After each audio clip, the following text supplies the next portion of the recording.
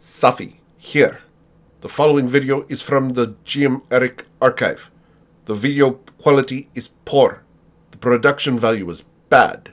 It should have been destroyed, but they asked for it. Now, the story is here. All hail MKL. Alright, so you guys have been adventuring out in Faerun. Yay! And specifically, most recently, in the land of Cormyr, in the town of Suzail, which is just about here. We're going to go ahead and zoom in real quick on the Cormyrian map. And Suzail is just west of Marsember, right about dead smack there.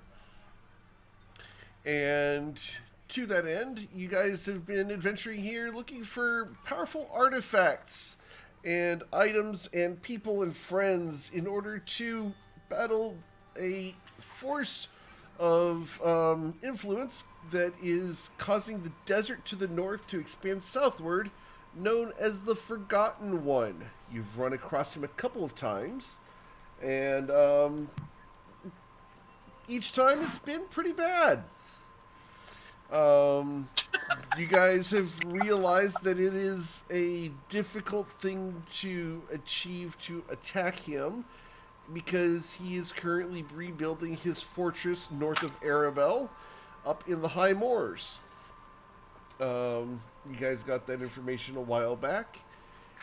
And you guys found, thanks to some information from the Blue Palace, that there were a list of targets for items that could help you.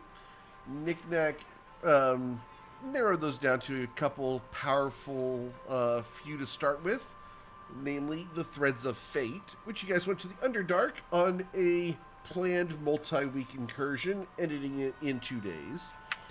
And then subsequently went into the maze beneath the Purple Dragon's library, known as the Lucid Labyrinth, and finished that in a matter of hours. Are we planning on, as a group, when we fight Echifuru, are we planning on doing that do we know we're going to do that at 15th or 20th, or do we have an idea what we're shooting for? I assumed tier 3, but late tier 3 was my guess. But I had no real, that's a sketch's rough draft of a sketch. But that was my guess. I was assuming it was going to be very late level. So, have you thought about it, Eric? What are we shooting for? Anytime you guys want to go for it, I can get it ready. Right. And I will make it reasonable? Question mark. My guess. Can you tell me if this sounds crazy? My guess is that we could do it. There's a version with a bunch of items and a bunch of allies and prep at 14th level, and there's a version just the 6 of us at 19th level. Is that about? No, there's a version of, hey, look, we want to go right now. Let's go and start that, where we start the road trip today and go up there and you guys try it. And we just die. Well, we debated doing that because he's still gathering his armies. Right, yeah. And so in theory, we would be on Well, par. that's what you guys believe. Right. You haven't been there. You haven't checked it out. You don't know much about it. You just know where it is. The longer we take to amass our power, the longer he takes to amass his power. So right. Really, yeah, but there's no way he's going at. Dude's got a fucking Dracolich. These artifacts. He does have a bit of a leg up on you to start. Just putting it that way. You guys will eventually start evening the score, but even if you guys made it all the way up to level 20, I would expect you guys to have some friends and some really powerful stuff with you, because the last time I threw this guy at a group, he killed everybody, and they were level 27. Wow. Yeah, but they weren't smart like us. Yeah, exactly. Right. Exactly. They weren't smart like y'all. Is there an opportunity to scout though, to get? Oh, of course. Well, I think that when we do our Sembia wing, that's just more in that direction. Like we're heading northward. Well, I mean, I guess we could do an early swing on our way to Candlekeep, a bit out of the way. Yeah, anytime. See, that's the fun part about the way we're running this campaign, is if you guys want to go take a road trip and go, recon, you can recon. If you want to scry on things, you can scry on things. If you want to totally avoid it and put your head in the sand and ignore what happens until the world explodes, Are there any sources of information that might have just came to Suzale that might know information about this thing? there might be. Where would you look? As you guys Really quick. will have just... While we're debating. You guys just yesterday got the Quizilla check as a spell book, and Knick-Knack managed to, through sheer arcane and religious knowledge, managed to scry the spell Shield of Faith into the Quizilla check. So, Damn right. with the Shield of Faith added to the spell book, it was going to be late at night, so you guys were talking about taking a rest. But what would you guys like to do as you find yourselves in Suzale? I mean, a rest doesn't sound bad. No, it doesn't. But it's still it's in the afternoon right now, right? It No, I was thought- no, early you said it evening. Yep. Early evening, excuse me. I mean, yeah, we can. Well, can I ask? Eric? Would you mind putting the map back up really quickly Of as we sort of course. as we talk about the longer term? If you guys have a second. You looking for the longer term? Sure. There we go. We're talking in the wide chat room about, like, numbers wise, I believe it's between 2 and like 5 of these items that we could follow up on at camp. And there's 1 or 2 folks that were on the way to Candlekeep or near-ish Candlekeep that were on the list as well. So I felt like that, just in terms of bang for our buck, it makes most sense to start heading west next. We could swing the north way, like go north and then west, and swing past through, to try and scout at your place. Or we could just sort of head more directly west to Candlekeep. So the first name on my list, I thought was a contact that Cass knew of just north of where we are now. Which is which one? Is it Lindra? No, Elisond? Elisond is located up near the Moon Sea, way up here. Oh, okay. All right. I didn't even see that. Where was that again? Where's Suzale? Suzale It's right by is Marcin. right Day or here. two. Suzale is right Was here. Is it Jolie? Was it Jolie? Oh, yeah. If we're talking about... let me get her name. I believe Joelle Emmeline? Joelle, yes. Joelle Emmeline is someone who Cass has heard of. I'm not sure if Cass has actually met Joelle, but... Is this the one that you said was like the Parker? Like somebody that Cass Yeah. was? mhm. And that's up here, right? The Moonsea? Yeah, that's Right the up Moon here. Sea up there. That's for Elisond. Gotcha. If you were to go look up Elisond, that's where you would hopefully find her. Where's Joelle? You have not actually investigated that one yet. Okay. Yeah, you guys never asked that question yet. You could... Well, we asked it of the Harper woman. Right, and she would not know of her current location because Joelle tends to move around a lot. But actually, you know what? Emthara might know, depending on the specific situation and specific date. She might know. If you guys were The other to thing- specifically be looking for her, yeah. The other thing to note for context is that we were talking about trying to do a little bit of statecraft also to gather allies, because there are plenty of organizations that, that would hate what a lich is up to when he's trying to destroy the continent. So if we were to head to Candlekeep, we're closer to the Waterdeep faction, like the Zentarum, the Harpers, and folks like that we could try and make contact with while we're out west. Because it's always great to contact the Zentarum. I'll talk to the Harpers. The Zentarum can go suck it. I get it. I mean, nobody loves them. I mean, it's the red wizards of Thay aren't exactly high on my list either. But I'll talk They to would them. throw me in a bag and then take me with them on a travel vacation. The slave chains. Yeah. The Harpers at least would play me They're low music on the list. first. We'll talk to the Harpers. We'll talk to the Emerald Enclave. Others like I that. think Rilo should talk to the Emerald Enclave. They might like him. Ben, Yeah, that's true. it has been a Putting the few wood up. months since we talked to the Archbay, but why couldn't we get him out of the chains again? It's been a few months for us. It's Few been like a months, few meaning days. 3 days. Yeah. It hasn't been 3 days since we talked to him. It's been much longer than that. No, you guys talked to him right after meeting with the Queen. Oh, true. Well, it's been a few months for us, For players, yes. Yes. so I don't remember. Can you refresh Literally a my month and a memory? half, yeah. What was the question you were going to ask him? Why couldn't we release him from his chains? Because they were made of time.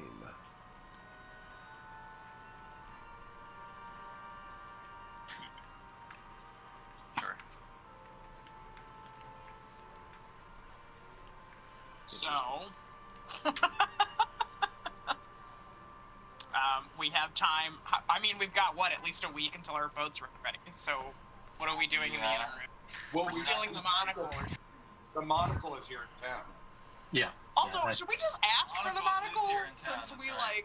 are purple dragons, quote unquote? Will they just give it to us? Would that be better than us stealing I it? think this one is one that's like currently confiscated. Oh, is that what it is?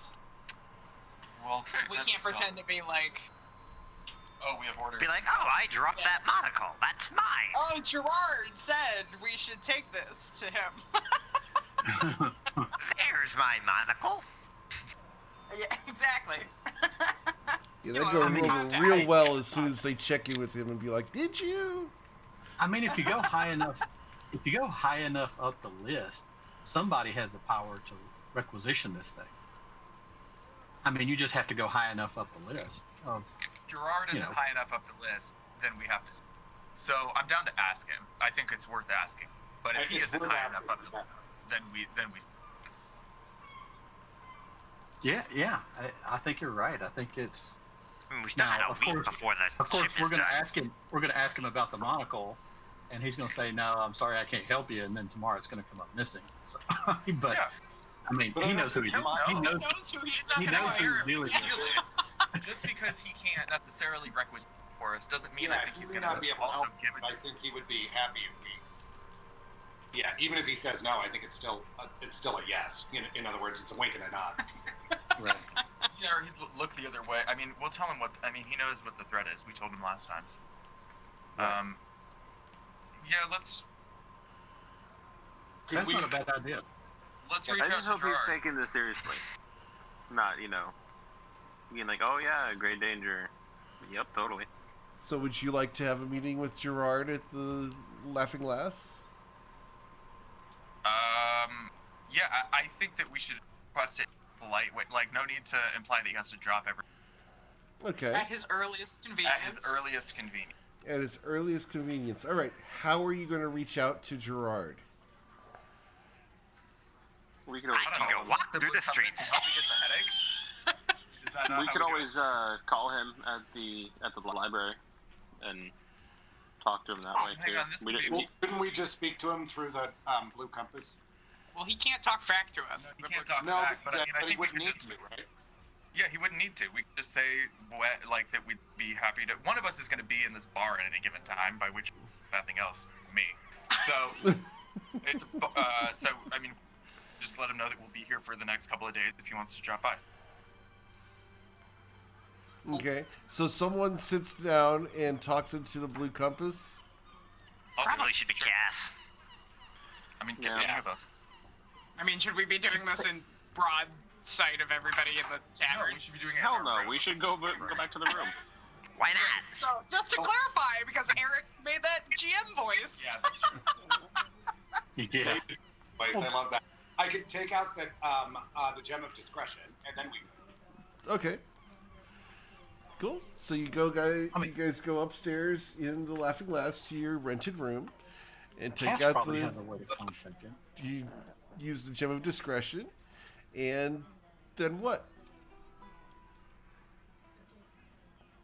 I mean, Who's Cass, were we in? he's your boss, right? Yeah. Well, okay. First of all, wow. Okay, I missed everything. What just happened? No one is my boss, Rilo, but thanks for your vote of confidence, per usual. But yes, I will casually into my special blue compass. Be like, hey, Gerard, if you've got some time in the next couple of days, we'd like to talk to you at the Laughing Glass. Here's our names and phone numbers and email addresses. Please let us know if you've got. What's interesting? Urgency. Now, are all of you in the room here at the same time? Yeah, sure. Yeah, might as well. Okay. As this is about to start happening, there's a knock on the door. And just as you start talking into the blue compass, Gerard knocks on the door. Oh my God! Speak of the devil. Before you were able to actually talk into the blue compass. Well, that sounds about right. And he looks around and he's like, "Are you here?" Yeah. Nick, I'll go up and open the door and just be like, come on in. We're using the gem. That's a horse of a different color. Come on in. Indeed. Did I Ignore him interrupt as always. something as he walks through the barrier of the gem? No, actually, not at all. We were just We're talking talking about to you. So you just saved us a lot of time. Were you coming to us with anything? Yes, actually, I am coming to you with a matter of some concern and import, actually. Oh, I swear we didn't do it. I know you didn't do it. great. Perfect. In fact, we know who did it. No. Your tone and your words aren't matching up for me, but go on. I'm sorry? Normally when you come to us and say something happened, it's normally because we did it. I'm just waiting for the other shoe to drop. That's all. I was just joking. But go on. Sorry to. While your presence was absent in the labyrinth recovering the Quazilla check, which I assume you've successfully acquired. And Yeah. he looks pointedly Good at assumption. Nick. What? I only put one spell in it. Cass and Silas are poker faced up. We're all just looking at each We're other just like, sure. The what? You The assume- Quizilla what? you- The quesadilla? Yeah, The sipping our quesadilla. tea, The quesadilla. sipping our flowers. You know, this is of no magic heritage, and I think I deserve no magic inheritance. I believe it's in good hands. Safer in your hands than in others it could be.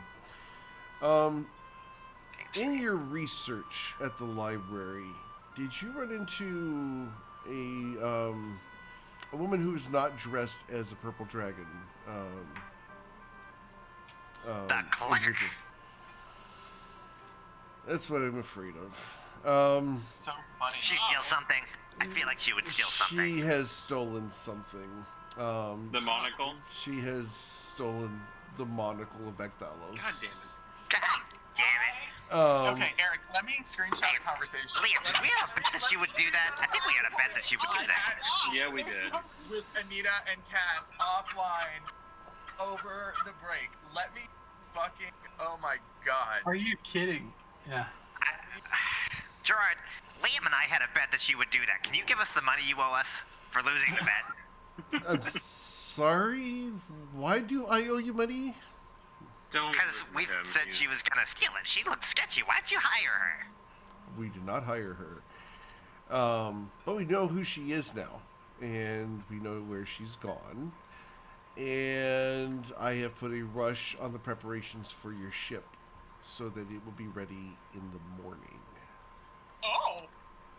Fantastic. Shit, gang. You know, it's only been a few hours. Where, like, she can't have gone far. You would think that, except for when you hear who she is. Mm-hmm. Is it Echipuru? So help me God. If it's In heaven. fucking or if Does it's it rhyme with rarity? yeah. No, it does not rhyme with that of a little yellow pony with pink hair. God, it's so. Oh my God, it's Parker. Parker. No, Joel. it is not Joel. Joel is actually over in Marsember, safe and enjoying the Midwinter's festivals. Apparently, they've suffered a hash of dragon attacks over the past week. Everyone seems to be okay for the most part, but it's been a little bit chaotic in Marsember. Good. To that end, we've also been attacked by a dragon. The individual that you met as the clerk is one that is commonly known as Sharp Fangs, but her real name is Iri Clathagra. And That sounds familiar. I will put that in chat for you. I was really bad at spelling beasts for this reason. Iri, What in the hell is that? Iri spelled? Clathagra. Oh, that's exactly how I spelled it. Yeah, I'm sure. Good luck with that one. Uh-huh. Quizilla check, you know? It's so easy. Hey, for the record, Spelling bee. the names Spell I come up with Clathagra. make sense. Gerard is simple to spell. Yeah. There. It's the canon creatures from 30 years ago that I can't make up. So, yeah, Iri Clathagra, she has stolen the monocle of Bagtharos while you were down in the labyrinth.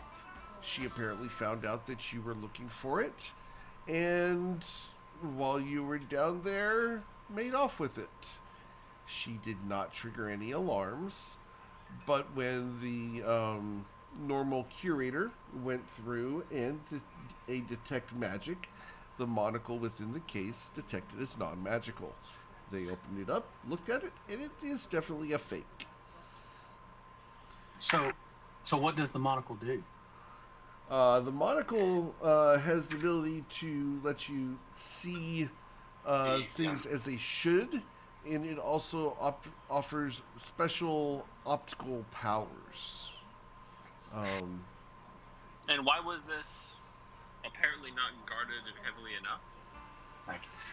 Yeah, why couldn't we steal it? We didn't try. Yeah. He looks at each of you. I will ignore What that did you- question. What did you say about the trouble with dragons? The dragons have been attacking the land over the past couple days, and it appears this may have been a distraction for Iri Clathagra to make off with the monocle. She has headed southwest towards as we know that is where her lair is located. She's a very famous adult blue dragon who likes to collect and organize various magical artifacts. Where is Alm on the map? On the map. I didn't even move you over to the Laughing Glass yet, but on the map is here. Gotcha. That is all out of the way. Yeah. Specifically, he'll point on the map Actually, to be the fair, Cloud Candlekeep Peaks. here. Yeah, he So- points to the Cloud Peaks here as being where her lair is. Lovely. So, yeah, okay. Well, Actually, we won't be dragging our feet on this one. Alright. Think of it. This didn't occur to me, but Mhm. is it an option to? George, do you have teleportation circles at Candlekeep? Is it an option to travel via that method, or teleportation circles somewhere near Candlekeep would not allow you to teleport there. is highly resistant to the arcane magics. They tend to be illegal. So Wow. if you do decide to go there, be judicious in your displays of arcane powers. Arcane? What about no magics? Yeah, I don't think they're gonna love that. For Rilo and I, that shouldn't be too difficult. I don't think we can her there. But That's, once the ship is ready tomorrow, you will meet me at the docks, be able to depart, and the new canal from Prosker all the way to Erebor has just been finished last year. So you can actually take the boat clear from the Lake of Dragons all the way to the Sea of Swords. Dope. Well, that's good. Kick It ass. just takes you a while because it's several thousand miles. So we'd have to go. Let's do it. All the way towards Baldur's Gate, and then around the coast, and then back inland to get to Ulm if we go by boat. Is that right? So Correct. would it just be faster to walk there? It would probably be faster by ship, but you could attempt to walk there if you wanted to.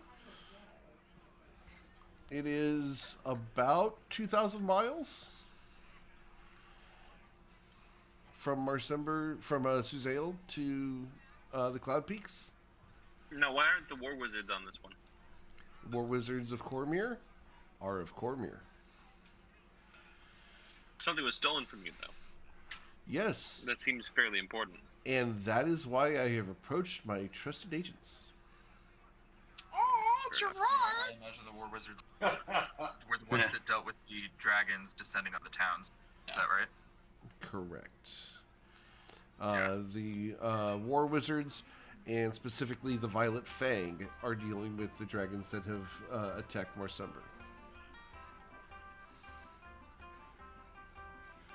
Has Silas heard of them? Of the Violet Fang? Yeah, you Yeah. would have heard of them. They are the goody two-shoes SWAT team. They are, Oh. yeah, they are we are the lawful good. We do not mess around with rules. The rules are there for a reason. All hail Is the it the purple rules. fangs? The Violet Fangs, The yes. Violet Yeah. fangs. Dope ass name. That is a cool name. Violet? You guys, we bought a party boat, and so let's do it. Like that's what I mean. It's here. We've got it. We spent money on the figurehead. Like, let's make it Where happen. is Candlekeep in relation to where we're like? We where can we're moving? stop by there on the way. It's a port city Yeah. on the Sea of Yeah. Swords. Yeah, this is Here. Candlekeep right here. It's honestly probably one of the better places to park our It boat is. until we get to the Cloud Peaks. As far as major Okay. docks are concerned. What's the question? Oh. Yeah, we're doing a Baldur's Gate, so I'm gonna have to keep an eye on it. What was the name of the warrior that Liam overheard? Name of the warrior that you overheard. And a bunch of people were fangirling over. The Blue Blazer. The Blue The Blazer, yeah. celebrity. Yeah. The Blue Blazer, yep. Do you know who that is, Drug? He looks you dead in the face. Yes. Who is he? Hey, not 20. Sorry. Out of curiosity. He's a wrestler of some renown. He's been over at the Iron Boot for the past several days. Appears, has a couple good fights. He wins more than he loses. Not Okay. I just overheard the name and local celebrity. Might be a good contact for you. Interesting.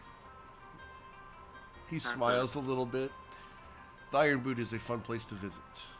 The collection, though, be careful with the collection. He can be devious, and his loyalties are not to Cormyr. I'd assume it's to himself. No, his loyalties are to Waterdeep, the city To and like a the noble seat. family, or to No, Oh. to the city itself. He does not care for any noble family whatsoever, as long as the town of Waterdeep is held in his state. Does Liam know anything about Waterdeep at all? A little bit, Probably not. probably a little bit. Go and roll history. Sure. I would assume probably not a ton because he hasn't really Yeah. researched it. Oh. Quite a bit, actually. Oh. You probably know a couple of major shops and know some of the recent lore. Come to think of it, I did have a classmate who was Model Deep. That's kind of ominous. To say you, of all people, had a classmate in Waterdeep, this is real scary. Well, I mean, doesn't it fit? Yeah, it does. It does. Let's see. All right, so the boat is ready when, Jerome? Did you say tomorrow? Tomorrow Okay. morning. It should be ready about 10 o'clock. You can meet me at the docks to sign some papers. Did we settle on a name? Yeah, I think we did. I believe you're going to have to Purple deal Rain, with. right? I think you're going to have to deal with that at the docks. Also, who are those sketchy mofos at the dock? I'm pretty sure they got something illegal. I'm sorry. The guys at the dock, they were really rude. Most sailors are. No, I checked Knick-knack. out. The group of us are all Super rude. very terrible people, except for Ryla. What are you talking about? I am a paragon of justice and awesome You and just sold fairness. some poor soul a shield that does fuck all for 50 platinum. You're a paragon of no magic, knick-knack. That's exactly what you're a paragon. I made a good deal. It doesn't mean I'm a bad person. You're right. What? It's one decision. It'll make somebody happy. Somebody indeed. Knick-knack himself, I'm an yeah. asshole. I turned to Anita as an aside, and I'm like, I for one have never scammed anybody with an item that I claim different type of magic than it actually. So I'm personally very offended. Does Liam believe that? Because he doesn't believe that. Liam does not hear it. I was just joking that I set it aside to. Oh, I got you. Okay, I thought you were saying that like you turned to her and said it. Never mind then. No, I meant sorry, I meant a Shakespeare aside, a stage and aside. That's right. But yes, we would love to get the Monocle of Bacthalis returned to the library or into our own possession. And he winks intentionally at you guys. Our own possession from Sharp Fangs. Now, when you do such a thing, that's up to you. If you wish to go to other places using the ship, that's at your discretion.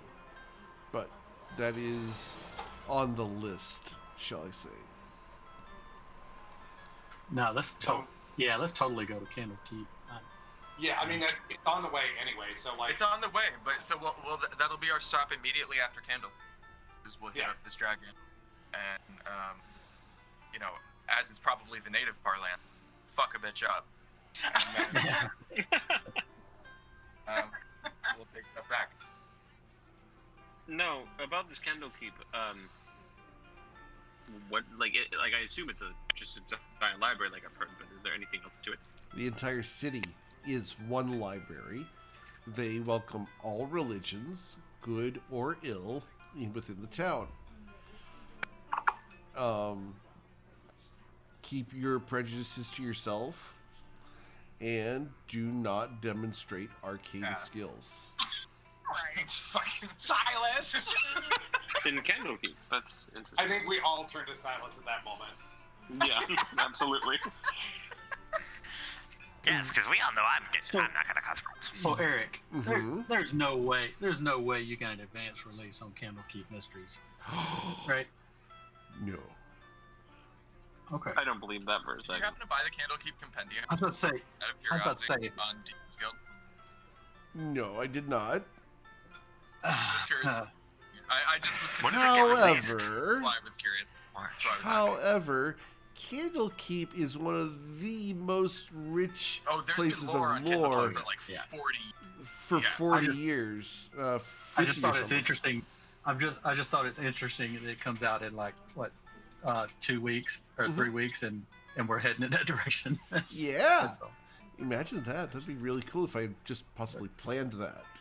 That is No. About this Candlekeep, is there anyone in particular that we should stay away from or to talk to? The soldiers of they are also known as the Flaming Fists. As I knew that they were also. I like the sound of that. I mean, they're fairly anti-magic, though. It sounded like. What was in what fairly what, would be a generous statement. Unfairly against the arcane would be a better statement. what was the name? What organization was that Dragonborn with half a face belonging to? Was that the Flaming Fist? Those were the No. Weave Breakers. No. That was the extreme Weave Breakers. Smaller group. Gotcha. That is a much smaller, more militant group. The Soldiers of and the Flaming Fist tend to stay within their borders. They know where they belong. Sorry, but I don't want to lose track of this real quick. Silas was going to ask, is it so anti... Because this occasionally happens with particularly extreme societies. So anti-magic that the ears would be a problem, and Silas, like, rounds out his ears with his magic, like, shifts his facial features from half-elven to, like, fully human as a, like... Would this be better, do you think? They do not care about races. Okay. They do not care about religions. Some are so anti-magic that they assume the elves are, and they're not a fan. Or same with dragons and You stuff like will that. So I just wasn't find sure. fiends and angels both within Candlekeep. Oh, great. Divine magics are totally normal and welcome. It's the arcane that are not. And you don't mean, and that, I thought that was mostly in, you said the Soldiers of as well. Is that like throughout Baldur's Gate and Baldur's Gate and Candlekeep and like as soon as we get west of like El Terrell, that's what we should expect? No, Or- Candlekeep, Baldur's Gate is okay with the arcane. Candlekeep is where they really start cracking down on it. And for just cause, there have been a number of famous incidents involving arcane magics in Candlekeep that should remain in the past. Well, and frankly, I imagine if they knew I was a wild magic, they'd let me in the door. And I don't know if I would either. If I were them, I could accidentally light the whole place on fire with books inside. So, Indeed. yeah. I honestly probably won't cast anything other than cantrips while I'm in there then, because I don't want to fucking... Anytime you see an official presence in be very careful with your arcane spells, because it will end up in trouble, as they are bound and sworn to prosecute and persecute you. God, I'm gonna get burned at the stake, you guys. You're gonna be fine. It's gonna be great. You've got all You're of us. probably gonna be fucked. It'd make you even hotter, to be honest. I'm gonna slip up. Do you know how many times I'll say... you're gonna fuck it up. Absolutely. Because, like, Silas is the type that he literally will be like, do you remember the other day when Cass said this? And he'll just minor illusion the voice of Cass saying this, and then he'll talk about it. Like, he uses magic in, like, everyday life. Like, he's gonna accidentally, like, turn the light on by, like, gesturing with the candle. And it's gonna light up. Yeah, let's keep our real expectations realistic. You will fuck it up, Yeah. but we will save you. Okay, like, I will try not to. So Eric, quick question. Yes. So I have Shield of Faith in the Quizilla check. Mm-hmm. Do I have to prepare that separately or as part of my first level spells with my rest of my bucket? That would just be a choice of yours to prepare for the day. Cool. Which Cool, spell, you have the same number of wizard spells to pick from. It's just, you have a longer list. Cool. Tomorrow we leave, we head west, we go in the boat. We have tonight. I don't have any gold, we did our shopping already. I mean, I have some money, but enough to, like, get drunk. But beyond that, what does everybody want to do?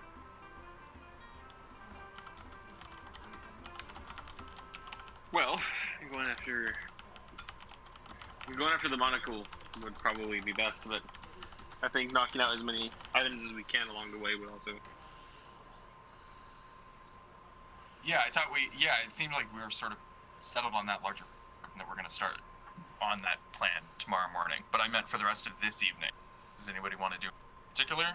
Is Are you there? drunk? Is there? Sorry. Yes, Steve? No, no. Is there like a church of Sunni or like an enclave of clerics of Sunni that are in town? Oh, of course, yes, absolutely. yeah. There is definitely a temple to Sunni here in Suzail. The church of Sunni also probably owns like the public bathhouses, and everywhere you get your hair cut and your hair done and your nails did is actually probably at like a building owned by the church of Sunni. Likely. Right, Eric? Mm-hmm. So I was, as far as tonight, I was thinking it would be great to go and see if we could organize a going away party for tomorrow. Oh my god! Okay. You want a party like it's 1999? Okay. 1997.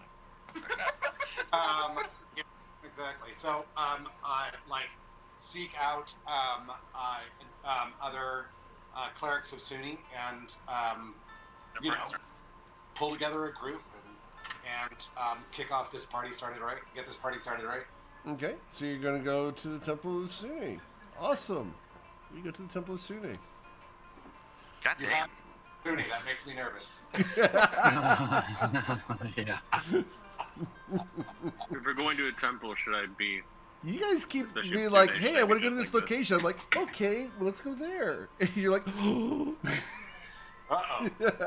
He's got it ready. Damn, no. So, as you walk into the Temple of Sunni, it's a pretty somber environment.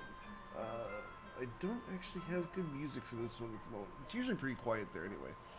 But as you walk in, it is somber, and yet the people are cheerful. They have smiles in their eyes, even if they are quiet amongst the church.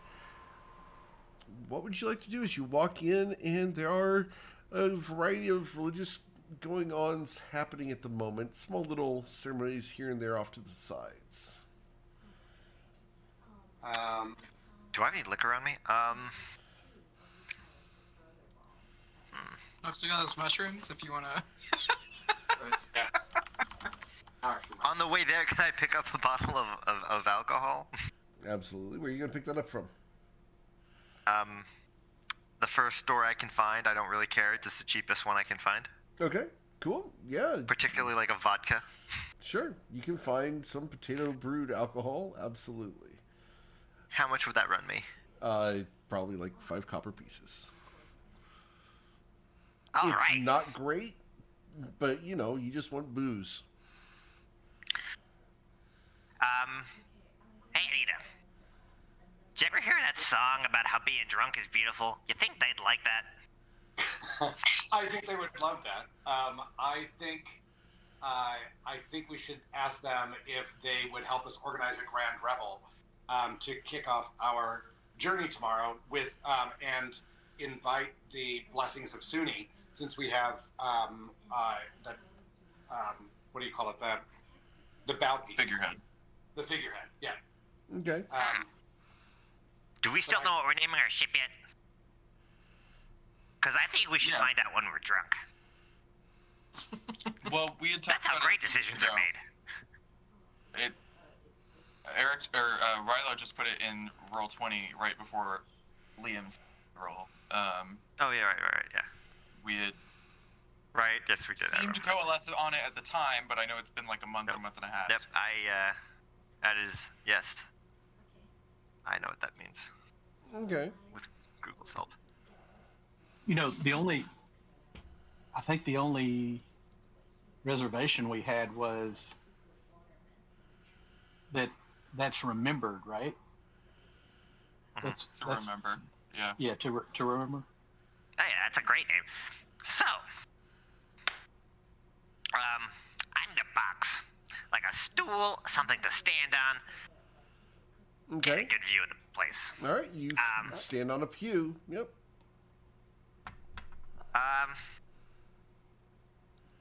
Everybody, we are the Purple Rain, and we have a fantastic magical journey ahead of us to protect the world from destruction.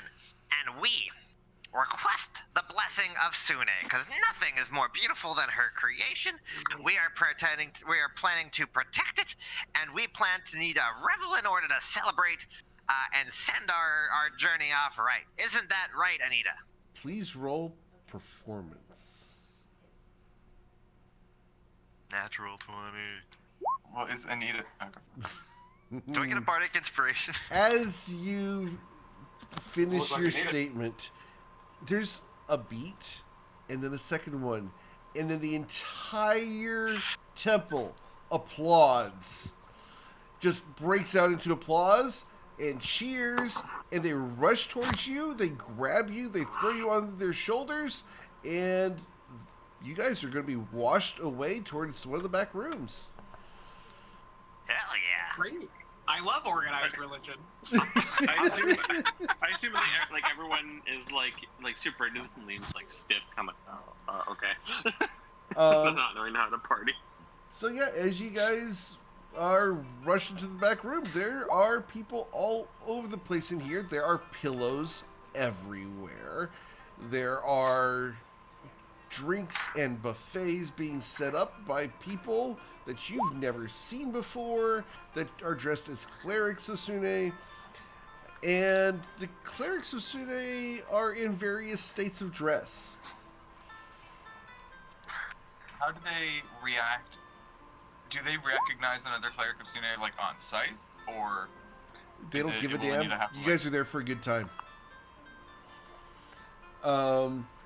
Do you have your holy symbol of Sune visible, Anita? I mean, if I was, having been on my way to the Church of Sune, yeah, I would have had it out. Okay. They will come up to you and they will kiss you on both cheeks. They will embrace you tightly, and they will ask you to help set up the buffets. Excellent. So yeah, Anita would jump in and start the preparations and let them know that we're going to be. Hey everybody, what time are we sailing tomorrow so that we can get this party organized? Oh, party's already going. There's a bartender who's already like halfway through his first set of bottles, serving people. well, the party just started, and I think it's going to continue until we set off. Let's sail at 10 Is now what a.m. they've decided. I think they've just decided it's an all-nighter, Anita. Yeah, I guess what I'm thinking is that I wanted to move the party to A very large man bumps into Yeah, you from sure. behind with a plate full of hors d'oeuvres. Well, hello. Thank you very much. And he reaches down and grabs your ass. Oh, good to see you too. And he like pulls you closer to him and starts walking towards one of the corners. Well, not So not the quite. thing about Suni is she's super big on. Sorry, go on. Yeah, Anita will just sidestep away. And you will find another woman within another 10 Yeah. feet before he grabs another hook on and keeps moving. Yeah. It didn't look like you. And they just like shuffle them off. Knick-Knack, you are approached by a pair of absolutely adorable, cute little gnomes. They are Wait. twins. Do I know them? Unlikely. But they have bright red hair, yellow eyes. They are, for gnomes, very well endowed, and very curvy.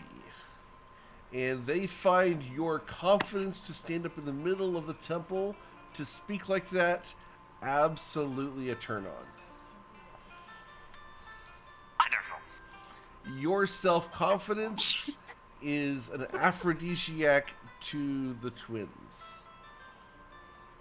That's awesome. They will grab you, and they will take you to a pile of pillows.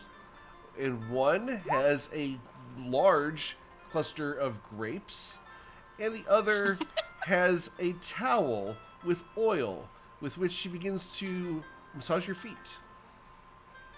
That's great. Wonderful. And every so often, you will get a kiss on the cheek, and then on the ankle, and up to the knee, etc. Gotcha. So Silas is going to use minor illusion to cast Knick-Knack, a little privacy curtain, and just like sort of throw a like not yet open, just like scoot a bottle of liquor and like one of their plates of like that they have like through the privacy curtain and just be like, okay, have fun. Bye. And like now they've got their own. Okay. You will find that a very beautiful redhead has approached you, Silas, and is fawning all over you. Very much trying to get other women jealous.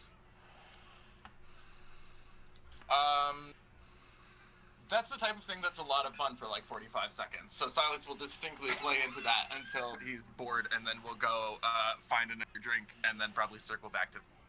Okay. But he'll lean in and make like, sure, yeah, we'll make all of your friends jealous, and then that'll get boring. Well, let's go ahead and get you to roll a performance real quick. This is fun.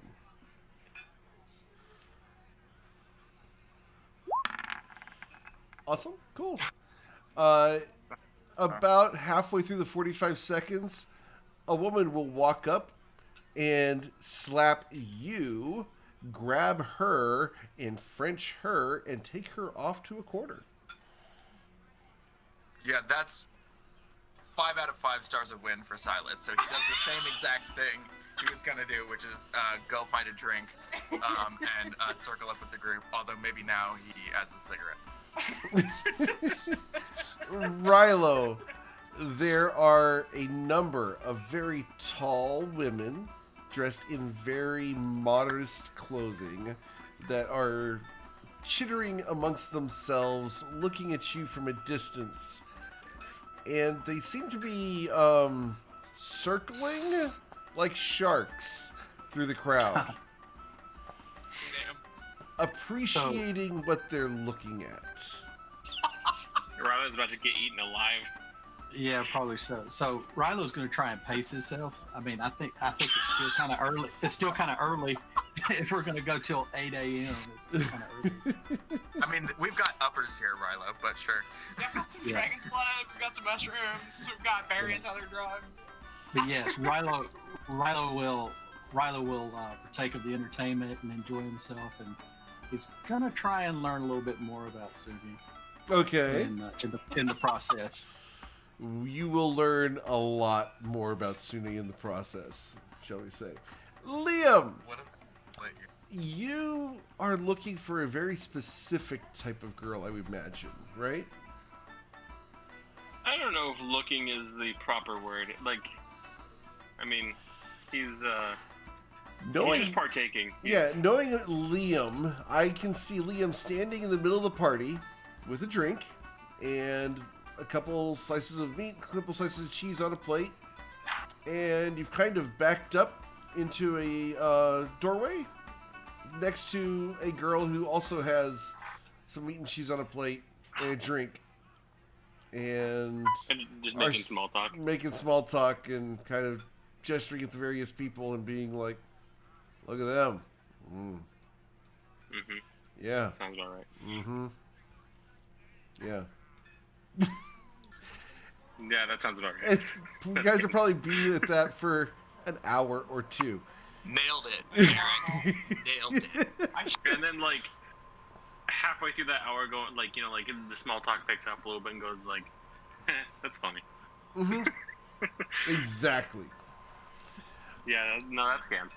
All right, Anita, you will be encouraged to find a way to bless the masses, as one of the clerics asks you if you are with the little man who announced the party. And Anita will say, yes, of course, yes. We're here to celebrate and have fun tomorrow we start on the trip that Nick Nack was talking about, and we would love the blessings of the gods. And she smiles at you and gives you the tightest, absolute, genuine hug possible. And looks at you, and she's nearly in tears that she would be on a mission for the goddess. I know, it's truly beautiful. I spoke to the goddess, and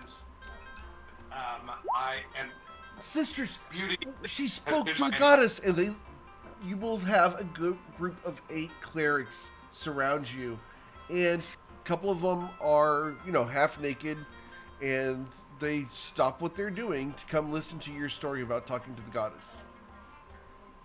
Oh, well, Anita will definitely tell them the story and explain to them what the goddess told her, and that she felt a wonderful sense of well-being and love emanating from the goddess.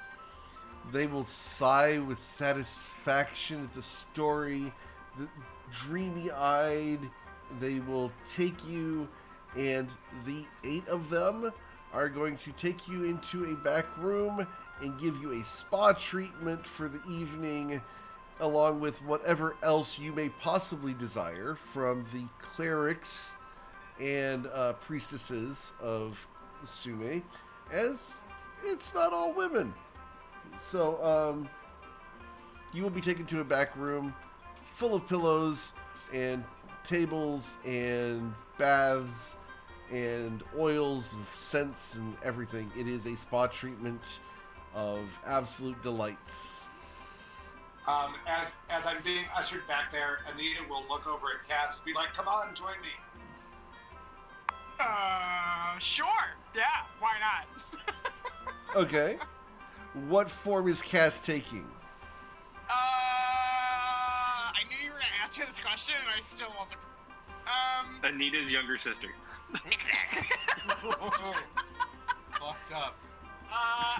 Yeah, probably a less hot version of Anita. Okay. I didn't mean Charity. I meant like another younger sister. Yeah. Gotcha. So Okay. that's also Charity, a less hot version of Anita. I Gotcha. meant very true. That's right. So But I'm fine. Charity goes into the room, and Liam, you will catch a glimpse of Charity following Anita into this other room.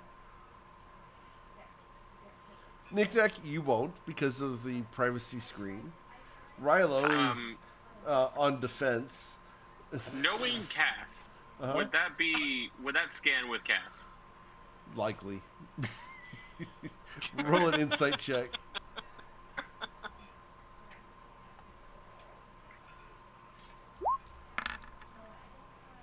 Yeah, with the 17, you probably watched the change there. So he'll get really like defensive for like a half a second, and then kind of relax. Okay. But yeah, you guys will spend the night in a wonderful party with all the good things you could possibly want. Food, drink, booze, drugs. And then it gets to be about 8 o'clock. Silas. Yeah. You get this ominous feeling. I'm gonna cancel the message I was typing to you because it's apparently moot. Go on. You get this ominous feeling that everyone is trying to pick your pocket. They're out to get you. This is not a comfortable place. This is all an act. It has to be an act.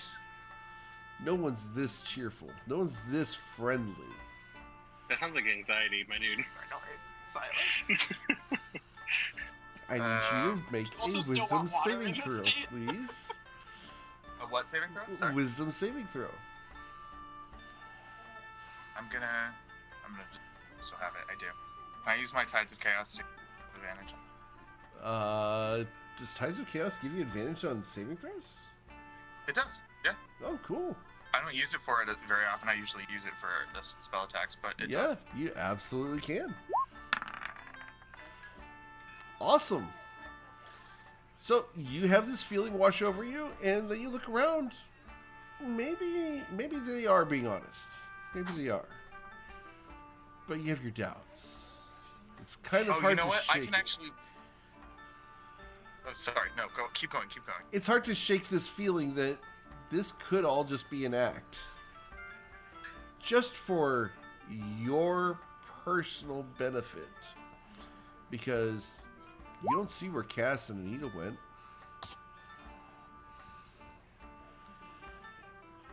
So, where did they go? What are they up to? Right. Mm-hmm.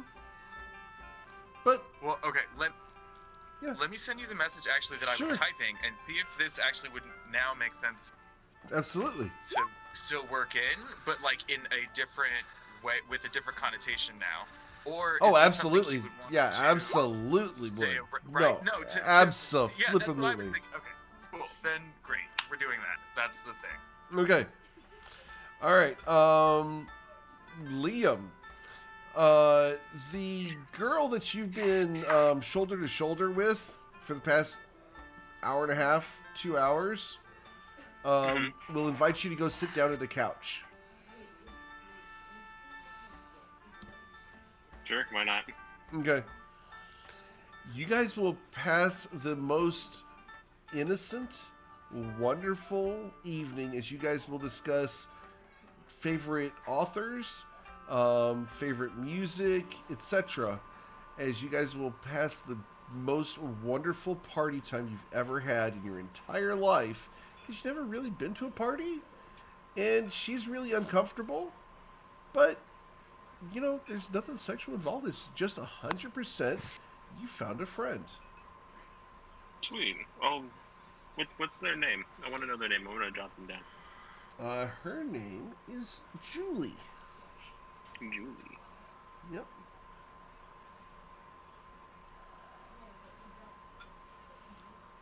And you can, well, the most you're going to get from her tonight is a kiss on the cheek when she eventually decides to go home. But she appreciates the time with you. It was a good time. It's actually a really nice party. Was she human? Was she elven? She would be. Let's go ahead. This is the fun part of doing this. One sec. I rolled the die and I forgot to bring up the table. 1 sec. Sure. Getting Julie.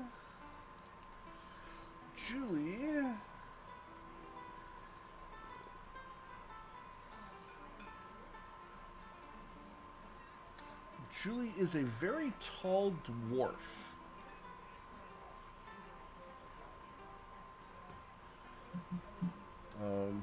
She does not have the traditional beard. She is clean shaven. She has very fair skin. But yeah, she is very tall for a dwarf. She is a, flaxen-haired dwarf woman. Not very muscular. City girl. That's fair. Yeah, but you had a great time. Cool. Rilo, you're keeping an eye out for trouble. You will see Liam and this dwarf woman sitting and chatting and laughing together about the most inane topics. They are having a perfectly innocent time. And after about 2 or 3 drinks of, defensively panning the room, we would call them cougars in under nomenclature. Modern parlance. But a good 5 of them will encircle you as a group. And they will begin touching your muscles and rubbing your back and, being affectionate, shall we say.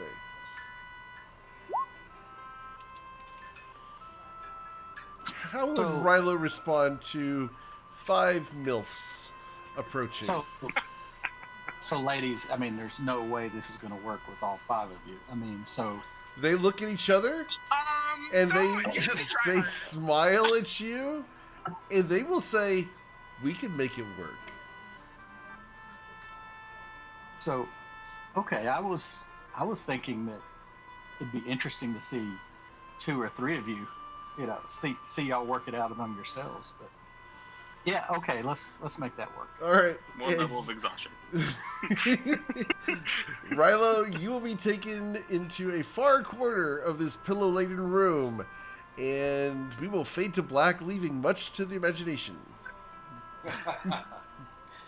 If you need assistance, meet with me after the session. No, Rilo's good. Rilo's good. He'll Okay. he'll let his guard down. Cool. I do need you to roll a D100. Oh.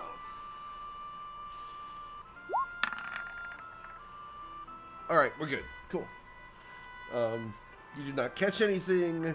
You have not gotten anyone knocked up. You are in good stead. You are fine. Oh, if you had left a little Rilo there. Yeah, that would be a storyline, wouldn't it?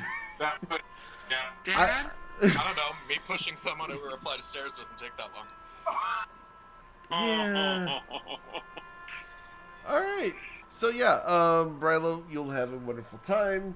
Anita and Cass, most of what happens in the back with the clerics is fairly, on the level and just good time stuff. It's not a whole lot of the sexual side. They try to keep it on the pure side. But it is like spa treatment to the 11s. Oh, nice. Yeah. I'm So- thinking that we would also, probably Cass and I would entertain them with changing Cass's face around. Make it look like I'm Yes. doing makeup. And then They will love the magic show. That will become quite the game, as they will ask for you to replicate their own faces, Oh my god, perfect. which is Love something it. you're probably bored of as a changeling, but it is a fun party trick to pull off for the first hour or two, after which point your muscles start hurting. Fair. Yeah, because it's just like facial manipulation and caricatures and impressions. It takes some effort. But yeah, you guys will spend a wonderful evening at the Temple of Sune. Knick-knack, how are you reacting to the twins? I am sitting on the couch, and I'm not going to go into too much detail, but yeah, just kind of eat some grapes and enjoy the foot massage. Okay. They will intensify the massage to the fade to black point, if allowed. Yeah, sure. Okay. You will have a wonderful time. I need you to roll a D100.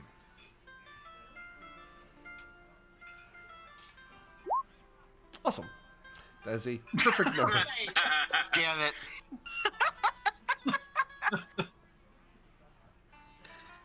Yeah. We'll be seeing you again. I don't have to do it anymore there. We're just going to fade to black on that number. I'm done. That says it all. Next morning, you wake up.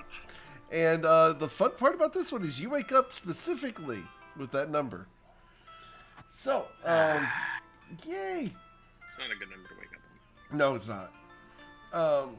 Anyway, so as you guys wake up, it is the next morning. It is going to be about dawn, 7 o'clock. People are picking up their clothes and, getting dressed and heading out for the day because they do have lives. They can't just, party all the time. This was a special thing that Knick-knack caused. What time did the dwarven girl She leave? cut out probably around 3 a.m. Okay. Um, Liam would probably find a really quiet corner then and just try to meditate and sleep. Oh yeah, absolutely. I do need you to roll a history check though. Start with perception. Perception? For Yeah, sure. perception. Oh, it was on a 14. Yeah, I Why saw. must you do this to me, dice? All right. With a 12, you're able to find your nice quiet corner, mind your own business, and enjoy your night's meditation. Cool. I had the long rest then. Okay. I need Silas to roll a D100 at this point. And you know why.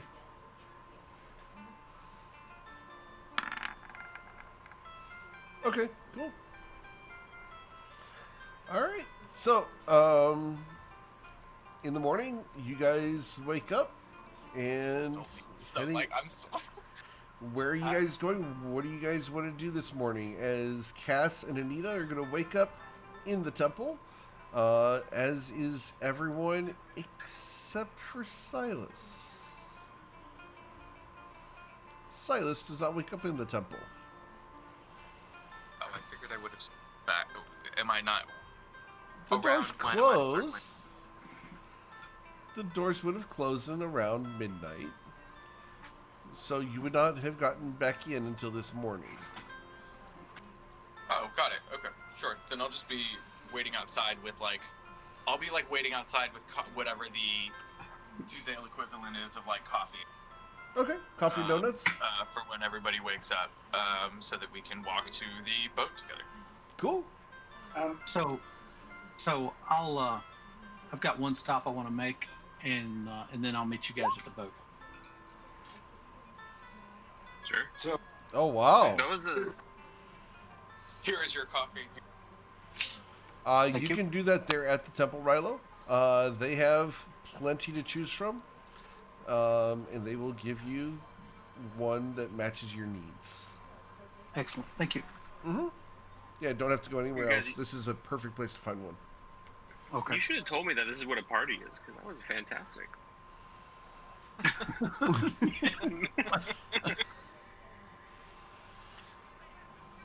So, as you guys wake up in the morning, Rilo lags a little bit behind at the temple, and you guys will find Silas out front with coffee and donuts. Well, hi! Hello. Fancy seeing you here. You know me, from wearing person. Yeah, this is so thoughtful and considerate. Is this poisoned? What, and make a mess everywhere? Okay. No, just trying to get a head start. Just want to get on the boats. Want to get a head start on our adventuring. Yeah, I'm ready to go. Oh, and Anita's, pouring in. Got it. Yeah, so we'll try and, see if we can get, a good Sunni send-off, I think is what we're going for. Is that the Okay. goal? yeah, so Anita's just going to try to, play some music and get some of the clerics that we've been hanging out with overnight to, join us as we go down there so that we can, do a big sort of... You crack a bottle of champagne over the boat sort of thing? Okay. Yeah. A launching. I got you. Yeah. Cool. So yeah, you will get a couple of the higher end priestesses to come with you. They all will have red hair, either dyed or not, or natural. They all will have red hair and be fairly well dressed. All right. So you guys head down to the docks. Let's go ahead and take you guys to the docks. Let me send Silas a question here. It's funny, I was maybe asking. Secret! All right. So yeah.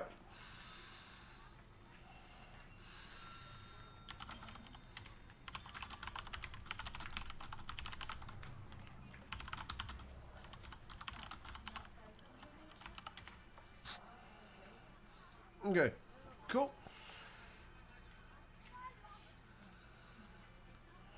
All right. That's what I needed. Right. Make sense? Yep. Cool. All right. So you guys will head down to the docks. Okay. And on the docks, you should find Gerard and a woman dressed in a red coat waiting for you guys. Oh yeah. Carmen San Diego, is that you? Where have you been? Where in Faerun is Carmen San Diego? San Diego. Hell yeah. Sorry. You know you can play that on Google now. Oh my god, that's hilarious. You can play. Where are they? Am I blind? Oh They no, are they're right way here. over They're here. so small. Oh my lord. Well, the docks are kind of big. Yeah.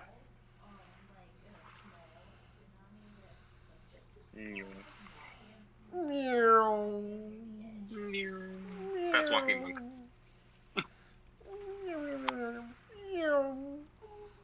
Oh, thanks. Thank you. I'm like, yeah, thank you. And as you guys approach, Gerard is sitting at the table with a number of papers, and he looks up at you guys. So I understand you had a wonderful evening. He looks pointedly at Silas. We all. Let's do the rest. Some of us had a wonderful evening. He Yeah, winks okay. at each of you. This is your captain. Oh. And she will stand up wearing a long red coat with a white shirt. I am Captain Kiara Dantase, captain of the vessel Shearwater. Please sit.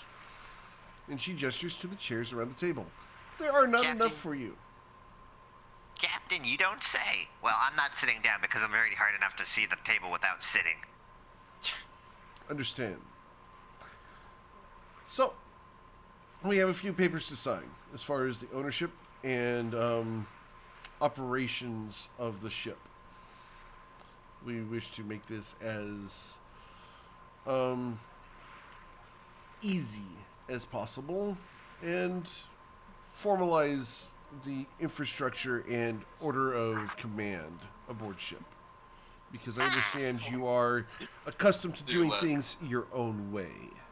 Yeah, I was gonna say Yeah, but in our defense, many of us. Oh, sorry. Go ahead, Anita. I was just gonna say it seems like she has a hidden agenda here. Like, can we? Anita would definitely want to take a look at what's in the paperwork after that kind of start out. Absolutely. And Gerard will slide you a massive stack of papers. It's like looking through signing up for a new apartment or signing for a house or a Or car. Apple Music.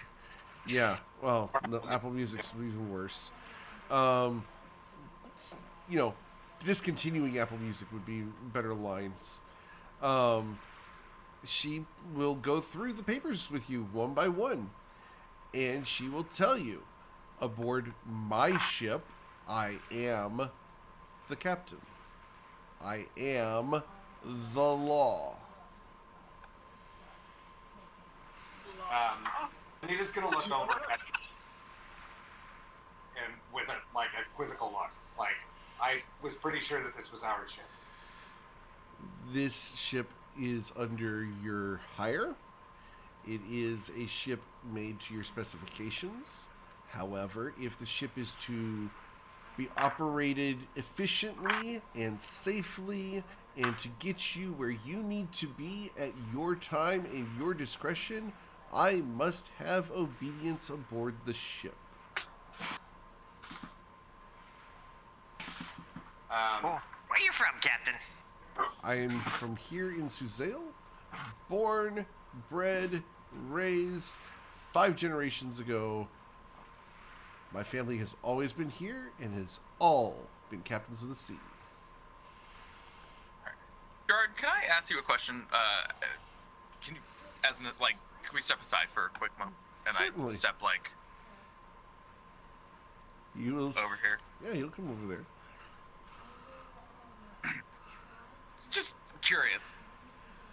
She's mentioning a lot of I am the law. Have you told her much about us? Is she going in blind? Because that seems like a cruel thing to do to a person. He smiles broadly at you. I didn't know you cared so much about others. He puts a reassuring hand on your back, which at that exact moment you feel, could he be pickpocketing me?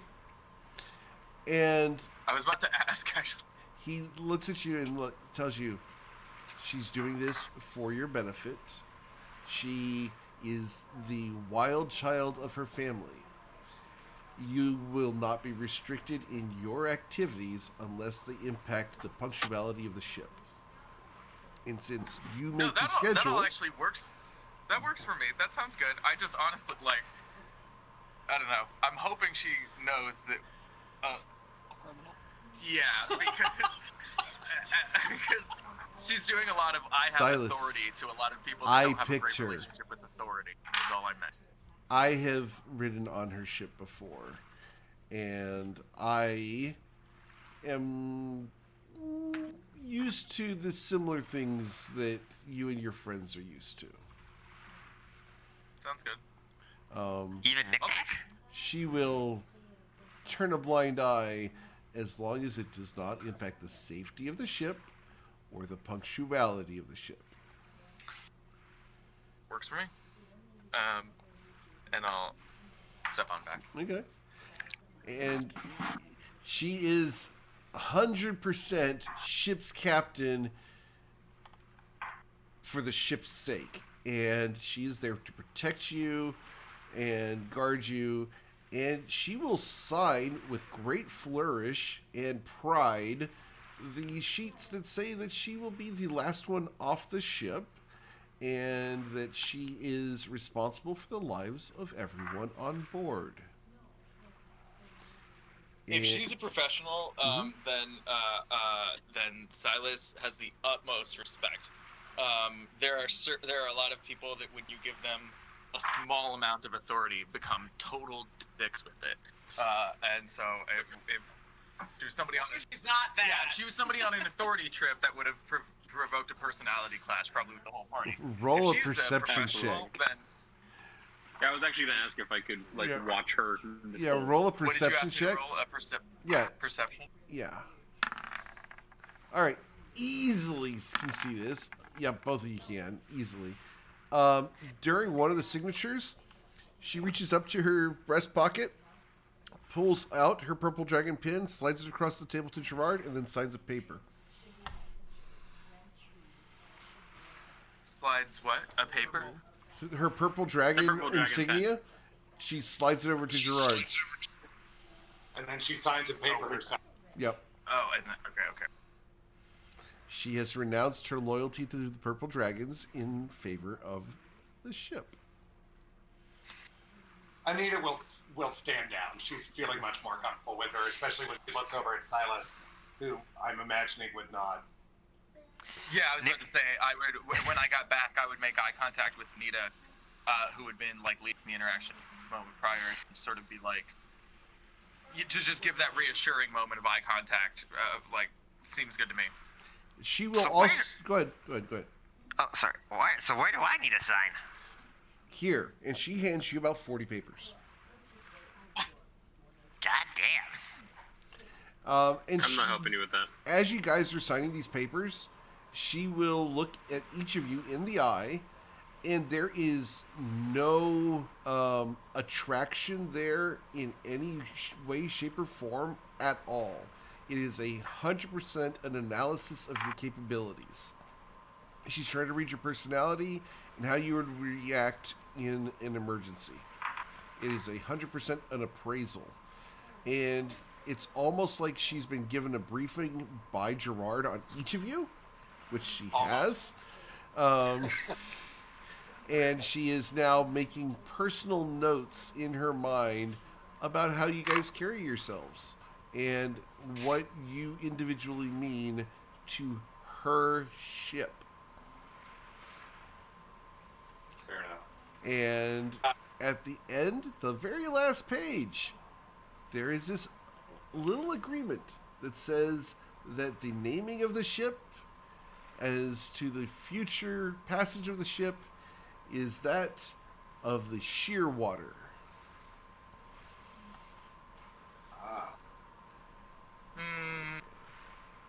Do you know that Thor face? So like, it though?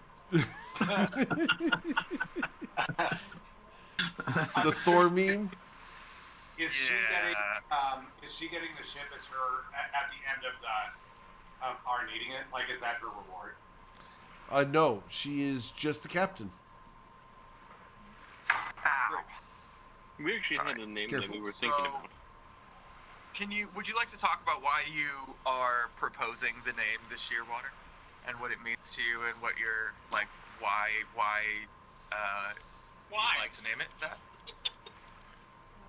The ship is going to cut through the water faster than any other ship you've ever been on. It will shear the water. Oh, interesting. And quick question, will it do that whether or not we name it that? She looks at you, and it is the most impassive poker face that you have ever seen, statues included.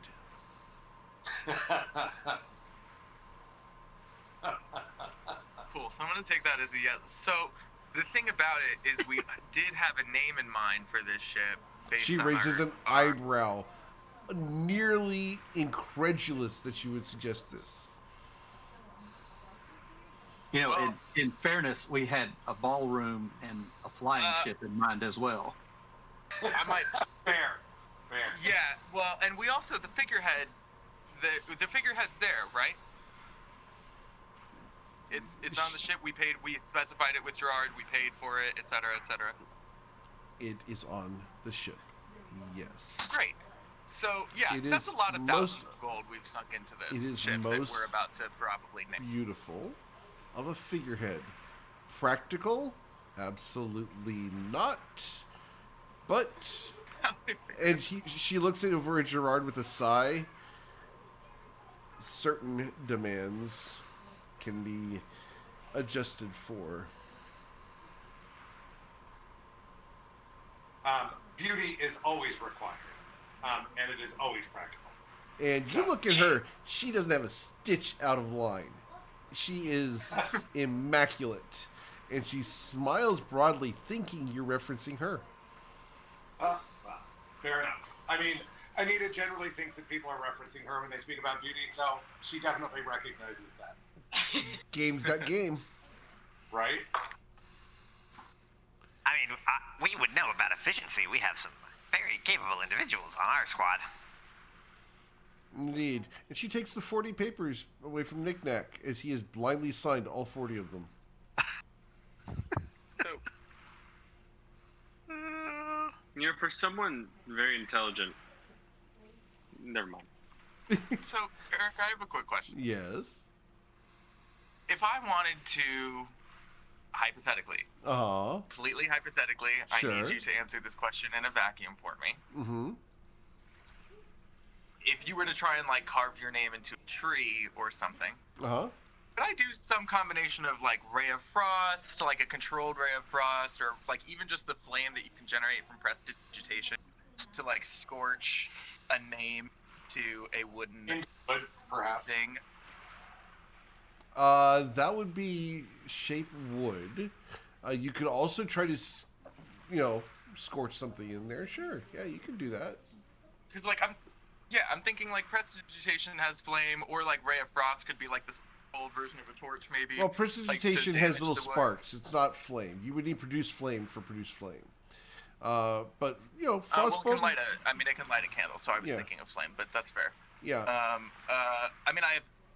I could try and do Eldritch Blast just isn't that fine. Isn't that finally? No, that's like a jackhammer going into the side of a piece of wood. Yeah. Just a random, hypothetical piece of wood. Hypothetical piece of wood. But I've got so I don't know. Do you think that between like prestidigitation and ray of frost I could pull something off? If not, I won't bother. Ray of frost could do it. If you were careful enough. Actually, ray of frost could do it. The question is how nice would it come out? Yeah. So, transmutation could also work. Hypothetically, you have a master craftsman and artist in the midst. But that's total hypothesis. And she looks at you guys all hovering, 5 of you hovering on this last page. So, this isn't the first ship we've been on. I mean, it's not going to be the last. Eventually, we may own 2 or 3 of these ships ourselves. So, maybe it could wait. Might not even be the best. Who knows? If she looks at you, it is the best. Good shit. Knick-knack, let's go look at the ship from the other side. Let's go look at all sides of the ship and inspect it for a moment. All and right. I turn and I walk Knick-knack, and as we're walking, I cast Water Walk from the spell scroll that I have, and Knick-knack and I just walk along the water to the side of the ship, and I gesture to it like, all yours, and between Which my ship? The biggest and fanciest one, the one that fits our specifications. There's got to be only one here that fits our specs. Well, there's only one with a figurehead, would be my guess. There's only one with the Sunni figurehead, exactly. Okay. Which one's So that? we walk up. Well, and I assume that with Silas's passive perception of 20, he the figurehead on the docks. Sure. You look around, and at the moment, you don't see any figureheads on any of the ships, as they are all covered while they're in dock, as is traditional for any figurehead on any ship that is docked at a port. Do we see any called the Shearwater? You will see one named the Shearwater, yes. Mother. Which one is that one? It's the big one over here. Great. So Knick-knack and I are gonna walk there, and I will gesture the writing that says Shearwater, and invite him with his transmutation to change the name that we selected for our ship. I will follow with my ring of water walking. Great. Because what- this subtle mission I was trying to do. I thought you were doing it subtly. Then So, never mind. don't if you you're doing have it to- subtly, then I won't do it. Don't you have to touch what you're transmuting, Knick-knack? Yes, Okay. it's high up. It is very high up for a gnome to touch. Yeah. I will carry. How high up? So how high up is the gunwale? There are 3 decks to this ship. So we're looking at 24 feet up out of the water to where the name is. So what You is have your what is cloak the of distance from Arachida. You the can what is walk the up distance walls. from the water to the lowest gunwale? To the lowest gunwale. You have your cloak. You can walk up walls. Oh shit! Yeah, you could do that. Oh my God! You can just walk right up the ship, Knick-knack. Yeah, you Yeah, can I do well, think that. I you need wanted that thing. So Knick-knack's gonna walk up the side of the ship, get to the top, and look down and be like, Silas, you understand I can do this at any time, right? Yeah. Which But means I'm going to after find time- whatever bunk is biggest. Okay. Go for it. So as you guys are going over there, It's funnier now. oh, it's absolutely funnier now. But here's the catch. She is watching you guys and watching everything you're doing. And she looks at Gerard, and Gerard's going to shrug. Is it that important to you? And It's She- that important to him. Maybe not the rest of us, but it's that important to him. she looks at Gerard. She's going to sigh, and he's going to slide her a small fabric bag. And she will take the fabric bag, place it on her hip, and she will sign the last paper as you guys are changing the name of the ship Yeah, don't mind Tim. He does to that. what? He partially owns the ship, as does the dude that is also doing the rest of the renaming. So don't mind us. Okay, what is the name of the ship going to be now? Yali? Which is Let's go, Doug. Yeah. Then Yali? Elvish for to remember. In Gotcha. Elvish. That is in Elvish, so I can. I mean, yeah, 3 of us can read that then. Okay. She looks over and watches. Are you doing it, Knick-Knack, or is Silas doing it? I assume Knick-Knack's better at it. I just wanted to give Knick-Knack the water. Knick-Knack is going to do it. I'm going to do it by transmuting the wood of the lettering into water, and then shape water into a beautifully calligraphied interpretation of those letters. All right. I'll help it where I can. Like, if possible, I'll use prestidigitation or ray of frost to like round out some edges or something. Yeah, it's going to be very ornate. I'll be your sous chef. Very With heavy advantage. flourishes in the lettering, the occasional bit of like floral artwork at the edges of the letters. Okay. With advantage, because you are getting help from Silas, I need you to roll a performance check, as you are spellcrafting. Oh shit. So it ain't quite as beautiful as you had imagined.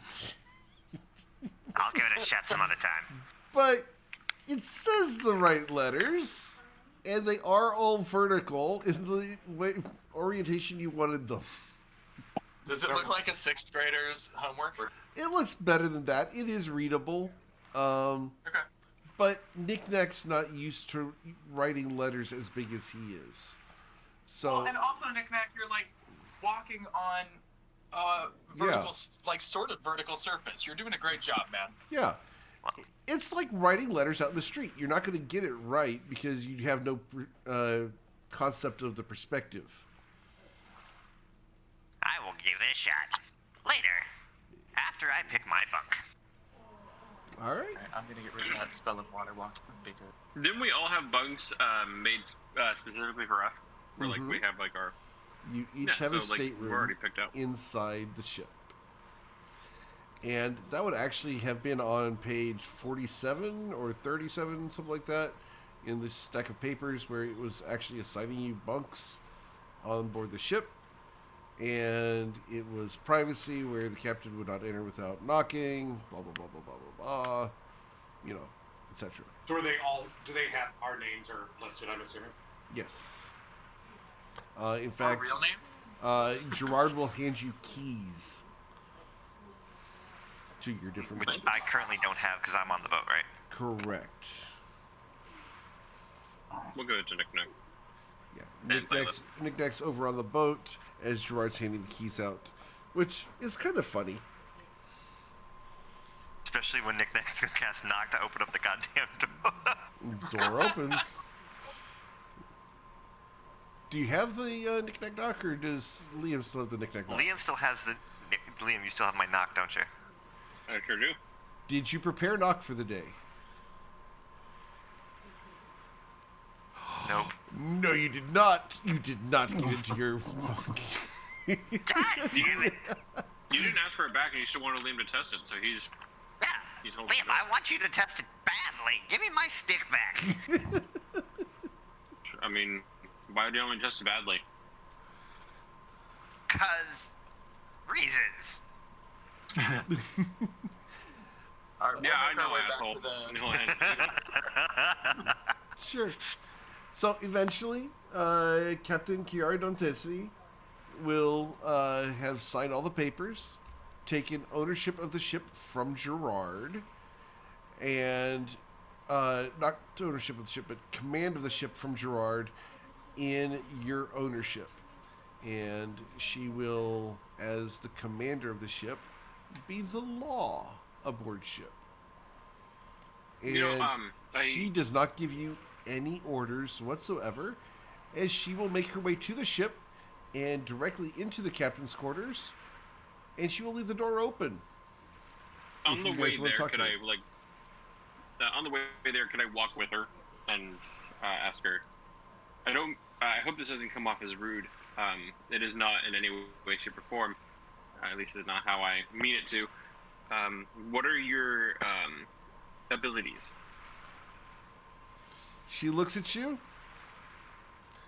Well, apparently, to walk quick enough to keep you at your toes, as she is moving exactly the same speed you are. He'll give a smirk and just nod appreciatively.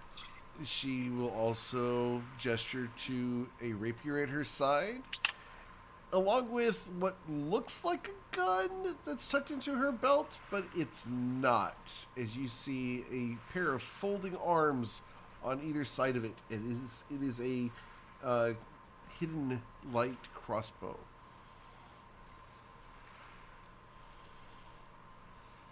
I'm glad to have somebody very capable in battle on our ship. I am also very adept at driving such a vehicle. I will do my best to give you a comfortable ride aboard the ship. Look forward to it. She will tap her heels together and enter the captain's cabin, where she will start laying out maps and charts and begin plotting courses to a variety of places that Gerard had mentioned you guys were interested in going to. I was going to ask, we haven't told her yet what the plan is, right? You have not told her or Gerard what the plan is. Oh, I thought we told Gerard when we were talking.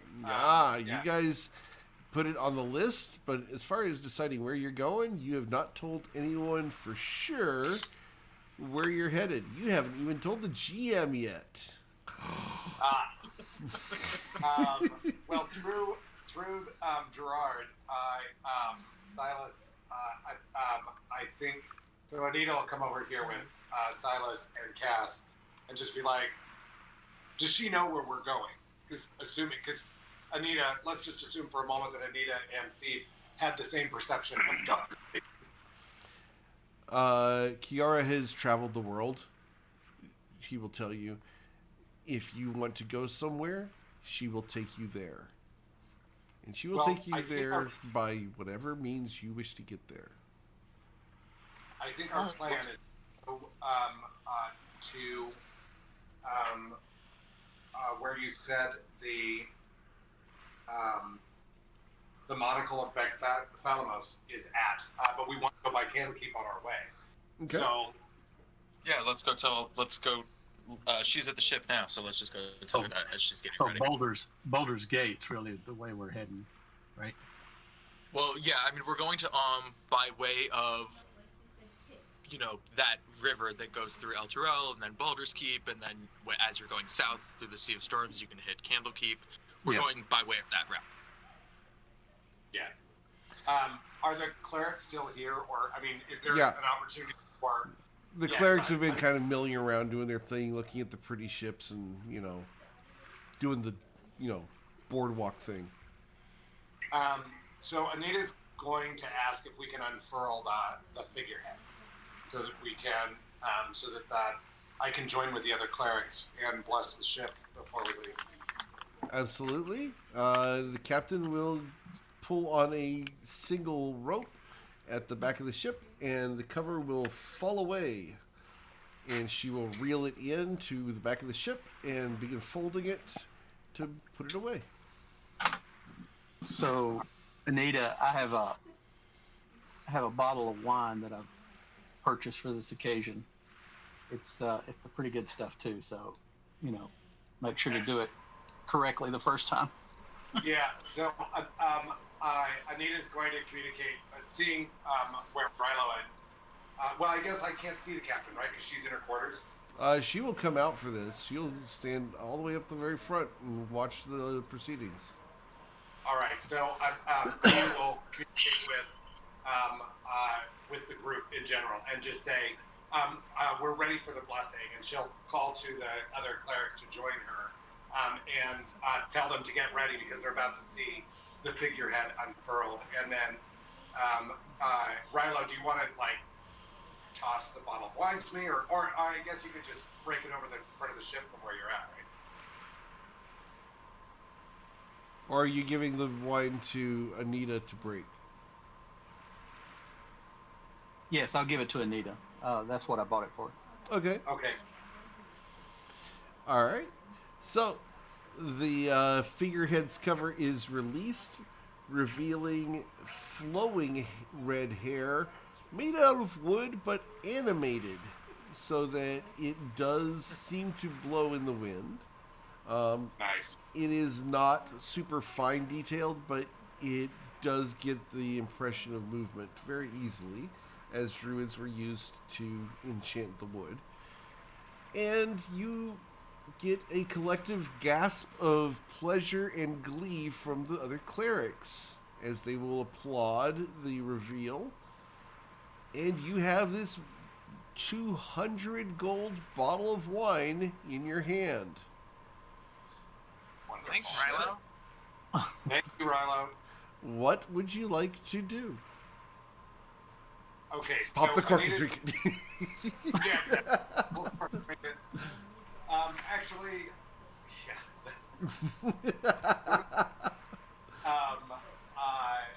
but Anita's going to, knowing what Rilo was intending, Anita's going to disguise self real quick to look like the figurehead as close as she can get. Okay. To sort of change her hair color to red and sort of take on the same look. And then say a prayer to Suni that all the beauty of the world follows the ship, and Suni protect us in our mission and our adventures. And then take the bottle, and with this bottle I christen the Edialian. And I need you to roll a unarmed strike. I have a feeling this bottle's going to still be in my hand, but okay. Yeah, you're able to break the bottle. All right. Yeah, just takes a 10. You barely did it. It took all your oomph, but yeah, you were able to, because the bottle was not scored or weakened beforehand, the bottle does break and shatter across the bow of the ship and leaves the foam of the champagne behind all over the way, front of the ship. The crowd goes wild, applauding, at which point the captain bows, takes her hat off for a moment, tips her hat to you, and goes to the front of the ship as she starts making the lines ready to go. You said she's human? She is human. Anita's going to get... do we ask permission to come aboard? Is that normal in this? I mean, I'm already on board. Fair enough. As you ask that, she looks at you and says, "Thank you, but let's keep it less formal as long as other formal things are maintained." Fair enough. Thank you. How tall is this captain? She is about 5'9". She's around the same size as Liam. So am I the shortest person on this boat? Yeah. You're the shortest person on every boat. Yeah. That's a boat, right? If you had brought the twins, they would have been shorter, but yeah, only by about an inch. All right. All right. So, Captain, I'm not sure much I can do in the physical aspect of things. I can't even reach the lines. Don't worry about it. The ship has been built and designed by yours truly so that it can be sailed by a single individual. Oh, wow. Oh, I assumed there was a crew. Nope. I am the crew. If you're that's talking awesome. about the forces down below who are maintaining the under decks, you have the cook, you have a quartermaster, and you have the butler, which was requested. Does she sneer when she says that? Nope. As she picked them out. Oh, okay. All right. Fair enough. So our quarters, I'm assuming, are in the forward deck. Are you in the rear of the boat? Indeed. I believe you'll find that the cabins are evenly spread throughout the ship. Gotcha. One sec. So, really quickly, Silas has been a successful con person and understands the value of not being a store winner. And though he can be a dick about some stuff, he also understands the value of good relationships. So between those two things together, he's going to approach the captain, like as we're starting to set sail, and just start breaking down for her, like let her know that his magic is available to him at all times, whenever it would be necessary. And she looks like she's got a lot of notes. So, and I am sure that she already has a list of spells I've been observed using. But I'm actually gonna expand it a little bit. Maybe wouldn't reveal everything, but like Hinder Fate or something. But would otherwise let her know, like, and even the wind fan, like that once a day, if we need to do a quick maneuver, I can get the gust under our sails. She for, nods a at full you, minute, stuff like that. and she will take you aside as you've taken her aside, and she will ask if you intend to leave for this other place. Any forewarning would be appreciated. Yeah, I mean, I don't know how to leave. Yeah, I'm going to be staying on the boat, as far as I'm aware. So, yeah, thank you. But I get why you wouldn't, but I'm all set. Thank you. She nods and goes about her business. And as paranoid as you have been about everybody else, she seems to be the perfect captain.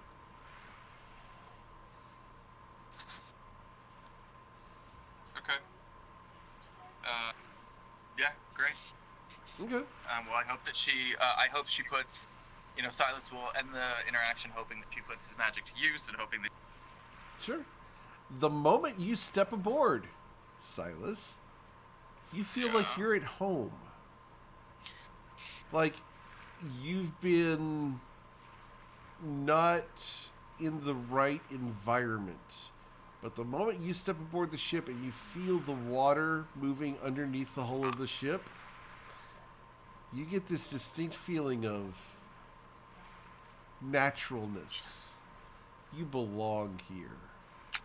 Did I, just if we can just pop out of the fourth wall for a quick second as a player moment. Yeah. Did you have me inject myself with like the blood of a kraken? Because this is some. You are creeping me the hell out. You're welcome. All right, no, that's fine. If it's creeping you the hell out, then I'm doing a good job. If I reveal what's going on and what you injected yourself with, because you still haven't figured that out, then that would take away a lot of the surprise. No, of course. But yeah, at the moment that's where you're at. I'm glad you're feeling that though. It means that I'm nailing the description. Liam does want to take the time to go down and talk with the cook and say, hey, I fancy cooking as well. If you want an extra pair of hands, okay, I'm willing to help. All right. The cook is a very large man. They say never trust a skinny chef. You're going to have no problem trusting this chef. Trusting him. He is apron out, white hat on. Not big, tall white hat, but, like a sailor hat on. It's an efficient hairnet type thing. Kind of like at White Castle. He's very cheerful, but as you come into the kitchen, if you're not there to pick up food, you're in the way. Because he is a very large man, and he takes up the entire kitchen space as he moves around very quickly making food, as he is already preparing your lunch. Understandable. Thank you. Okay. You can smell rye bread, and you can see him with a very large scimitar slicing some cured meats. As he's making sandwiches for y'all. What's your experience with gnome cuisine? He looks at you. I have a little experience. What do you desire? Soup? I could make an excellent soup. However, it does take time for its flavors to develop. Oh, this is a tomorrow thing. Don't need to worry about today. Tomorrow? You wish for soup tomorrow. What kind of soup do you wish for? And he's got a slate and a piece of chalk that appeared in his hand. Traditional gnomish mushroom soup. Mushroom soup aboard the ship. Thank you very much. He throws the chalk against the wall. The chalk shatters. He puts the slate in a rack. Mushrooms. He wants mushrooms. Slams the door. No soup for you. You will hear muttering from behind the door for a couple hours before it dies down. Liam is going to look at you like, what the fuck did you just ask for? The butler will go in and come out, and he is dressed very much like a normal Navy officer, and very formal attire, and he will deliver a sandwich to each of you as you guys are about to disembark the docks as the anchor is being pulled up. Is there any last minute preparations you guys would like to do as you are delivered these rye bread sandwiches with charcuterie meats and a little spread of Dijon mustard? Wow. Delicious. Anita is going to start playing a sea shanty and try to get Knick-Knack to sing. Okay. Nice. That's dangerous. Alright. So, after it gets to be noon, you guys will head off from the docks and out into the sea. Bye, Gerard. I don't know if this wouldn't be a last minute thing. This would be as we're leaving, but we mentioned this like a month and a half ago. But Knick-Knack, if you have some time, would you be down to try and enchant some of these? The ballista that are on, I assume there are ballista on this ship. There are defensive weapons of some kind. Those are below decks. They can be mounted on the decks as necessary. So we were talking about imbuing some of the bolts with cantrips, just in case we get run into. I mean, we're going through the Sea of Dragons, so I figured just having a handful of bolts that are imbued with like Ray of Frost to slow them down, or Shocking Grasp to get rid of their reaction for that turn, something like that wouldn't hurt. At the time, it sounded like it would just be another like crafting Arcana check to try and make some. Does Sure. that still sound doable? What exactly do you want to enchant? And Well, I'm hoping for Knick-Knack's help, just because I don't really know. Silas is not formally trained in Arcana. Like, he had a formal, but none of it. And Knick-Knack went to all the best schools. mm-hmm. For how long and which ones did willingly to say, but he went to all the best schools. I did. All right, Knick-Knack, what are you going to enchant the first bolt with? Well, I mean, I was hoping to do one of my cantrips. I just meant I was hoping Knick-Knack would like guide Silas in how to do it. But yeah, unless because Knick-Knack doesn't have damage. But we could do some of yours if you want. You do have to use some magical components to enchant with. Do you have some magical essences or anything to use? You know, if I was to learn like a spell like Charm Person, could I make Cupid arrows? God, that's a lot of money. You probably could. Theoretically, yeah. Don't give Knick-Knack his power, please. So this would be what about a Cure Wounds arrow? Stronger. This would be a strong arrow, but we could do it. This would be instead of doing like a few arrows with cantrips. If we got to spend essence, all I have to spend really are Mind Flayer.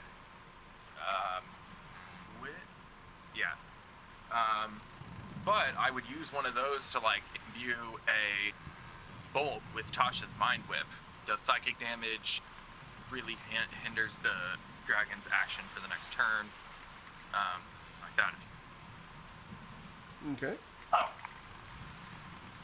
So, go ahead and let's roll an Arcana check to imbue one ballista bolt with Tasha's Mind Whip. Do you want me to roll it, or you want to roll it? I mean, that's up to Eric, because obviously anybody looking at the +0 versus +7 would pick your, but... Apparently he wants your help. Okay. I will give it a try. Dude, I'm rolling like trash. And Tasha's Mind Whip is not a cantrip, correct? No, it's a second level spell. I mean, Second level spell. All right, so I need you to actually beat a 14. So because you are helping him, go ahead and you have advantage, so you can roll it again. damn. So That's a 3 and a 4. unfortunately, you were not able to enchant the ballista bolt with Tasha's Mind Whip. It's alright. It happens. My mind flare essence is spent. Yeah, it would be. Yep. I just realized it's the next day. Could I? I'm sorry, I don't want to interrupt. Yeah, you can. Yes. You can, and you should, because I'm done. I'm not going to spend any more on that. It was a good try, but I don't. I have a stuff. So go ahead. So we're doing the performance check. Oh my god, yes. And So- it's a 22! All right, so that's going to get you one string. That's only one string? I thought 22 was, I thought over 20 was 2 strings. Yeah, it's 15, 20, and 25, right? No, it's 15, 25, 35. Oh, 15, 25, 35. You are so completely correct. Okay, well. at least I got wanted to make it hard to get the third one. No, you Yeah. should. That's totally. Yeah, you should. That's fair. Yeah. One portent roll is still crazy. Having a 22 that you can drop at any time today is awesome. So yeah, this is a 17 you can use anytime today. Or having a sorry. Yeah, being able to get a we're second still one on is cool, and it doesn't take much. It's only going to take it would take brain An 18. an 18 to get a second one. Yeah.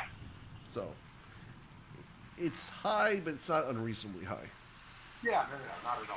Yeah. Especially once and we it's- start it's talking such- higher levels. Yeah, it's such a cool. And also because you're a bard, you'll get expertise in it Knick-knack, at some point, I assume. did you want to scry something into the Quizilla check today? With that 17, if I don't mind, Anita. If you don't mind borrowing. Is that what you want to use? I mean, Anita's going to look at Knick-Knack and say, are you sure? Because I only get one of these a day. And we might run into a dragon today, Knick-Knack. Like, Fair enough. we went Let's somewhere wait off till the road. end of the day, and if we don't, then we can do it. Yeah. Definitely down for that. 100%.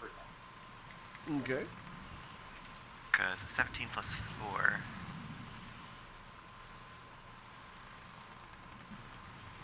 All right, Liam is pulling Silas aside as you guys are sailing along.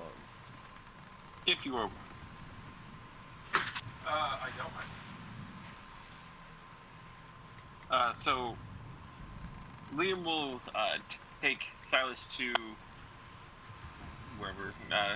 Where would you like to discuss? I wanted to discuss something quite private.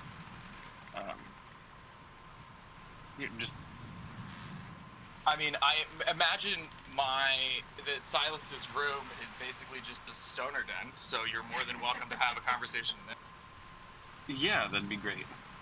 Thank you. To be fair, your rooms are fairly sparse. You guys haven't put anything in them yet.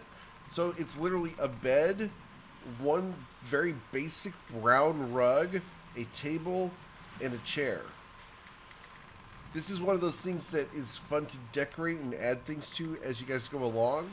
But at the moment, you guys don't got anything in your rooms. I still have Unalo's rug. Well, when they when we get Do you lay that out? Sure, yeah. Okay.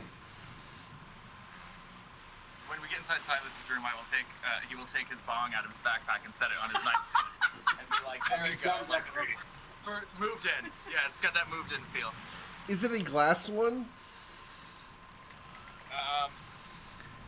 If I'm sure if I could have paid money to get a like handed this won't break due to you being a drunken asshole.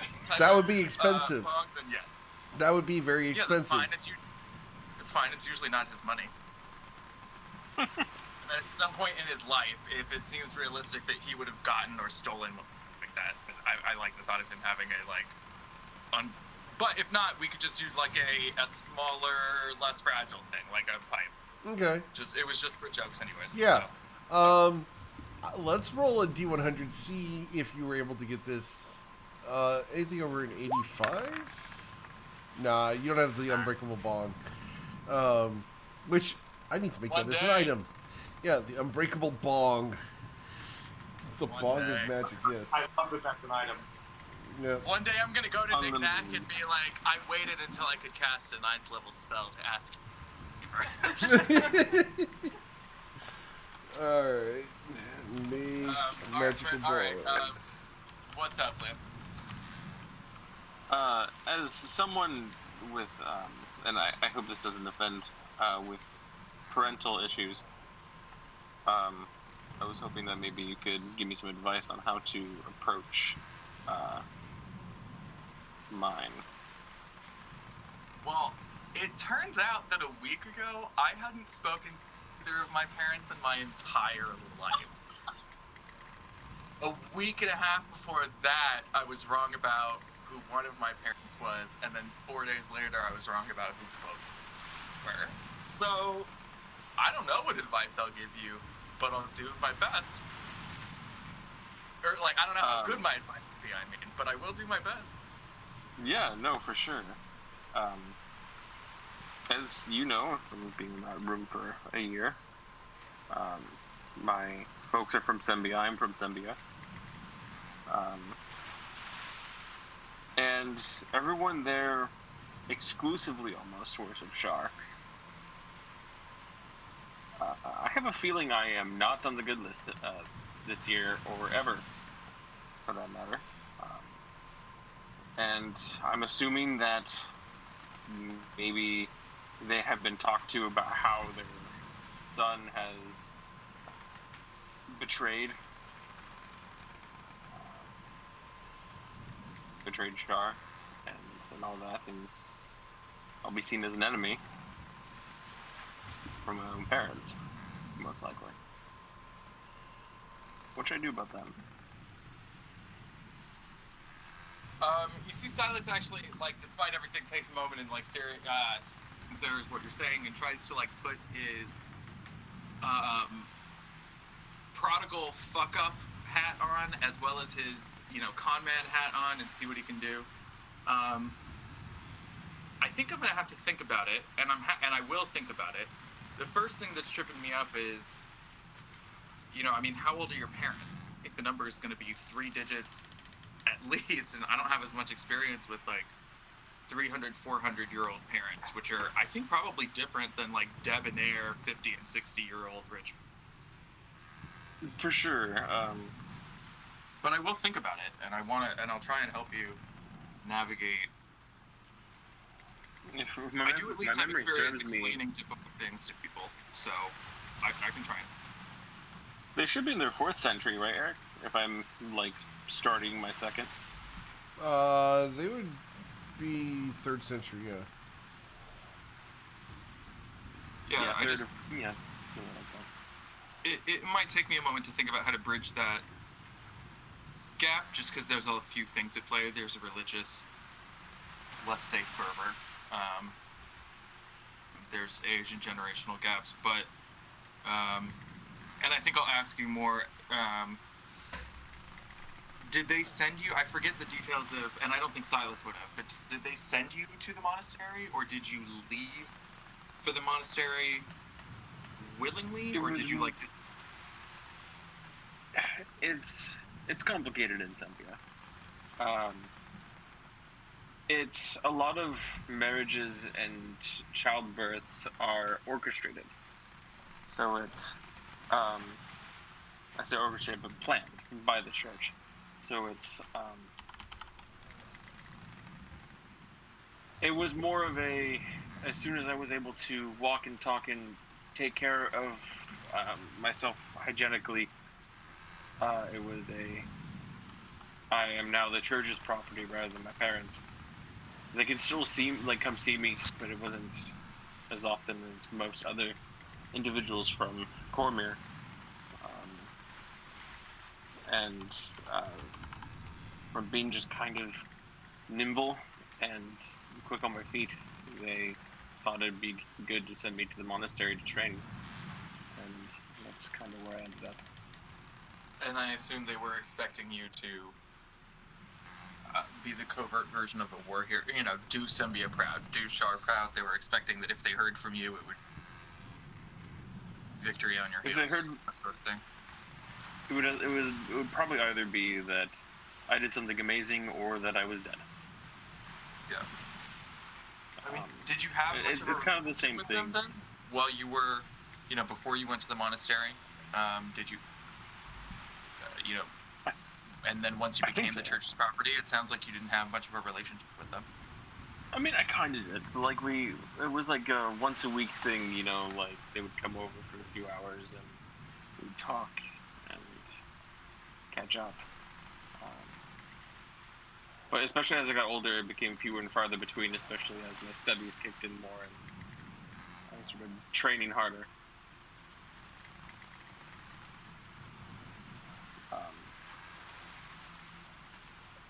So, I mean, I don't really know how, in hindsight now, especially with, everyone else's, especially in Cormyr, everyone being with their family for, longer than just a few years. I don't really know how well our relationship even was, probably more along the lines of strangers, if anything. Maybe friends. But that's about it. It's at this point you hear a voice from above deck, that of Kiara. All hands on deck! Okay. Oh, well, shit. That's our cue. Would I have had time for, really quickly, Eric, how much time has it been since we tried the Tasha's Mind Whip on?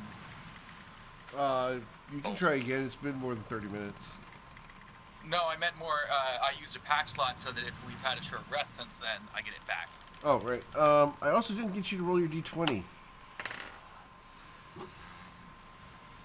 Because you did use your Tides of Chaos for that save. That was yesterday. I mean, I'm down to roll it either way. Yeah, But, all good. Cool. it's wild magic, so I'm always down. Yeah. But okay, if it's You're good. a short rest length, then I would like to get that spell slot back. Sure. Short rest, not a problem. Cool. Yep. And then Liam, let's run upstairs. All right. But we can take For sure, a short. let's go. Yeah, go ahead and take short rest. Knickknacks, hauling ass. All right, everybody going upstairs? Yep. Cool. As you guys get up onto the surface of the ship, the waves, they're, 2-foot waves, not anything crazy. I do need to get Constitution saving throws from everybody. Need you to beat an 8, because this is not very difficult seas. Just want to make sure nobody's seasick with an 8. Okay. Good, looking good. Con saves. Can I use my Tides of Chaos to get... Yes, you can. Nope. I forgot I have to call that. I think that's one of the things I have to call. Yeah, you do. So, Silas is looking a little bit on the green side at the moment, as you are seasick. All right. You'll get your. So, don't worry about it. Your movement speed is going to be cut in half, and at the start of every round, we're going to see if you throw up. Okay. As long as you're up on deck. And remember, Can I make a... Oh, sorry, go ahead. super easy check of an 8. Yeah. Can I make a quick question? I assume last night Silas did not get a long. Did not get a long rest. No, absolutely not. Didn't think so. Just making sure I don't mark off certain things. Yep. Cool. Mm-hmm. I'm right there with you. All right. So, the captain will point to the front and right of the ship, the starboard side, for those who are nautically inclined, and point off into the distance. And there, about a mile away, you can see a flying form, very large flying form, coming towards the ship. Are there ballistae on the ship? There are ballistae on the ship that the captain has set up since you guys went down below deck.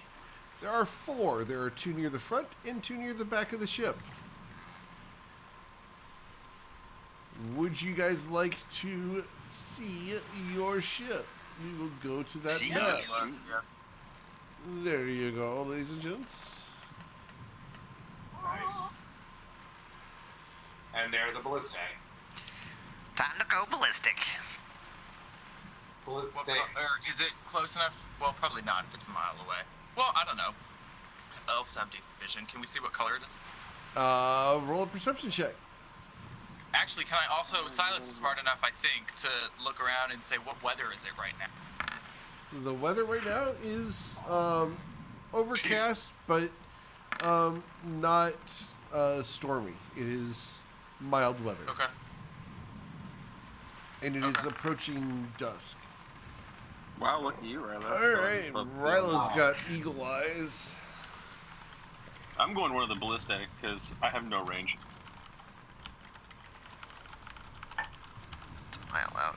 Do you think I have enough time to ritual cast Unseen Servant and have hit man one of the ballista? It cannot man the ballista. Ah. It cannot do attacks. That is one of the limitations. Shit.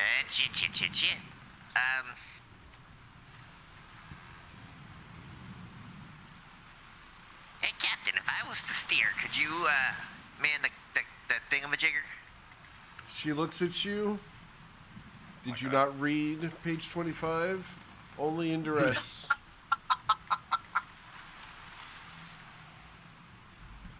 And she motions for you to get down off of the this area unless you're going to man a ballista. Hard pass. How high up is this, Eric? This, like, crow's nest thing up here? That is going to be a good 60 feet up, and you're going to have to make acrobatics checks to get up there through the netting. Yeah, not worth it. But I'll ask Kiara, where's the best place for me to stand and get ready to hit this? She squints over here towards the dragon. Perhaps at the side of the ship. It looks like it's coming to visit. And and I'm sorry, it's coming from what direction again? Front and to the right. That's not okay. Then I will. I'm not pinging for you guys. It's going to be coming from up here. I'm going to try to tie it. I'm so sorry, it didn't ping for me. Way up way here. to the northeast. Yeah. In fact, it's going to get within sight range about there. Do I know what kind of dragon that is? It's a bronze dragon. Why is it being a dick then? Yeah, bronze dragons are normally fairly chill. Well, he hadn't attacked us yet. He's not being a dick. That's true. That's true. Yeah, That's true. This flying. And That's true. Things sometimes are so big you get nervous as soon as you see them, but that's a fair point where I left. The dragon is going to get to this point. Is there anything you people want to do at this point? So So I'm just gonna prepare a ballista. I'm gonna prepare a ballista. If he does seem like he's making an attack run on the ship, I'll fire. But other than that, I'm gonna wait for him. Okay. Same, and I think we should hold. I'm gonna do the same. I'll shout that I think we should hold. I mean, it's a bronze dragon. There's a chance it isn't gonna be violent. Yeah, let's be ready. But Okay. Can I actually try to see if it looks like it's going to make an attack, or if it looks like it's seen as his food or anything. Have you ever encountered a bronze dragon before? No, we encountered a brass dragon, didn't we? And Have you read about bronze Using dragons that same specifically? Knick-Knack might have. Has he? I might have been. Roll Well, history I'm not checks. doing extra. Leo's proficient history, he'll take that. Motherfuck. Get wrecked, son. Well, whatever. Knick-Knack, go ahead and roll an insight check. I'm actually proficient in that. Shit! You can't read the behavior of this dragon. So, the dragon's going to fly closer. And just make sure. I have Hinder Fate up surrounding our area. I want to, and I'll actually, let me put the aura up so I can see, but I might back up because I'm trying to, what I want to be able to do is like a Hollywood slow-mo patch a cone. Yeah, so I'm going to back up actually. Yeah, to right here, so that if it tries to like use a breath attack in this area on our group, on our whole front end, I'll try and like stop the damage roll and like catch it. Okay. So what's anyone else want to do something? I mean, I have motivational speech with the Okay. group, so should have 5 temporary hit points. Nice. What did you say in your speech? Just trying to get an idea. That this is the start of our adventure, and we're going to knock this out of the park. We're going to save the world. Just pump everybody up. Pump it up. Got it. Pump people up. Did you say you casted at 4th level? Pump it up. Well, this might not be the right time of year for it, but what's the difference between Hanukkah and Dragon? One is 8 nights, the other 8 nights. That's a good one. God. I like Steve, that one. Were you casting, you said 10 temporary hit points? Does that mean you're casting it at 4th level? No, it's 5 temporary hit points. Okay, cool. All right. But advantage on wisdom saves as well. Yeah. So if everyone's where they want to be to start this, yes? Yeah. Yep. Okay. The dragon's going to move, and the dragon moves to there before it's going to dash. And it's going to dash past you guys to here. And as it does so, it banks sideways, revealing its underside to you guys as it flies by. That's interesting. I would imagine that's non-violent. Yeah. Yeah. Yeah. Yeah, it seems pretty non-violent. I'm gonna stay on guard, but Interesting. Anita's gonna wave be at it. ready. Okay, Anita Does waves. anybody here? Hey, Anita, it'll understand you. Oh, I can speak Draconic. I can understand it. Which would it rather talk to? I say we just let it go. Yeah, I mean, if it's gonna pass on I mean, by. maybe it's just saying hi like a dolphin in the water. Yeah, and then swerving up. Sure. Okay. Oh, It's going to get what to is it doing? here, My hand. and then it loops around to here. I'm gonna raise my hand and say, "Hail!" and Draconic. Okay. You are currently 75 feet away. Are you Well, shouting like as it was here, you know, like basically like look friendly and be like, "Hiya." Okay. And, Yeah, it and banks Draconic. around, and it's flying towards the ship again. Does anyone want to do anything else? Hi. Are you speaking in Gnomish or Yes. Common? I'll speak in Gnomish. In Gnomish. Interesting. Okay. It does not respond to that. However, it's going to come up and it's going to land right there. Oh, son of a bitch. Can I? And it's going to look down at you, Knick-Knack, and then up at the captain. And it's going to bring its wings in, and the weight of the dragon on the ship tilts the ship sideways. By how much? Like a dangerous amount or just a little?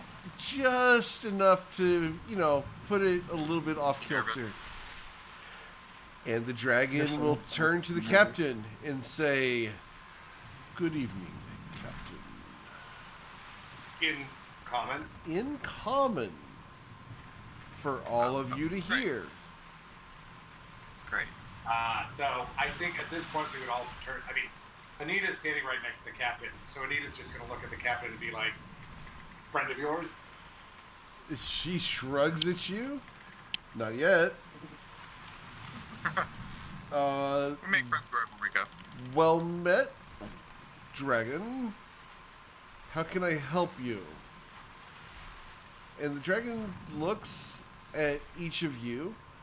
This is a very fine ship to be sailing out of Susail. Larger than most, you might say.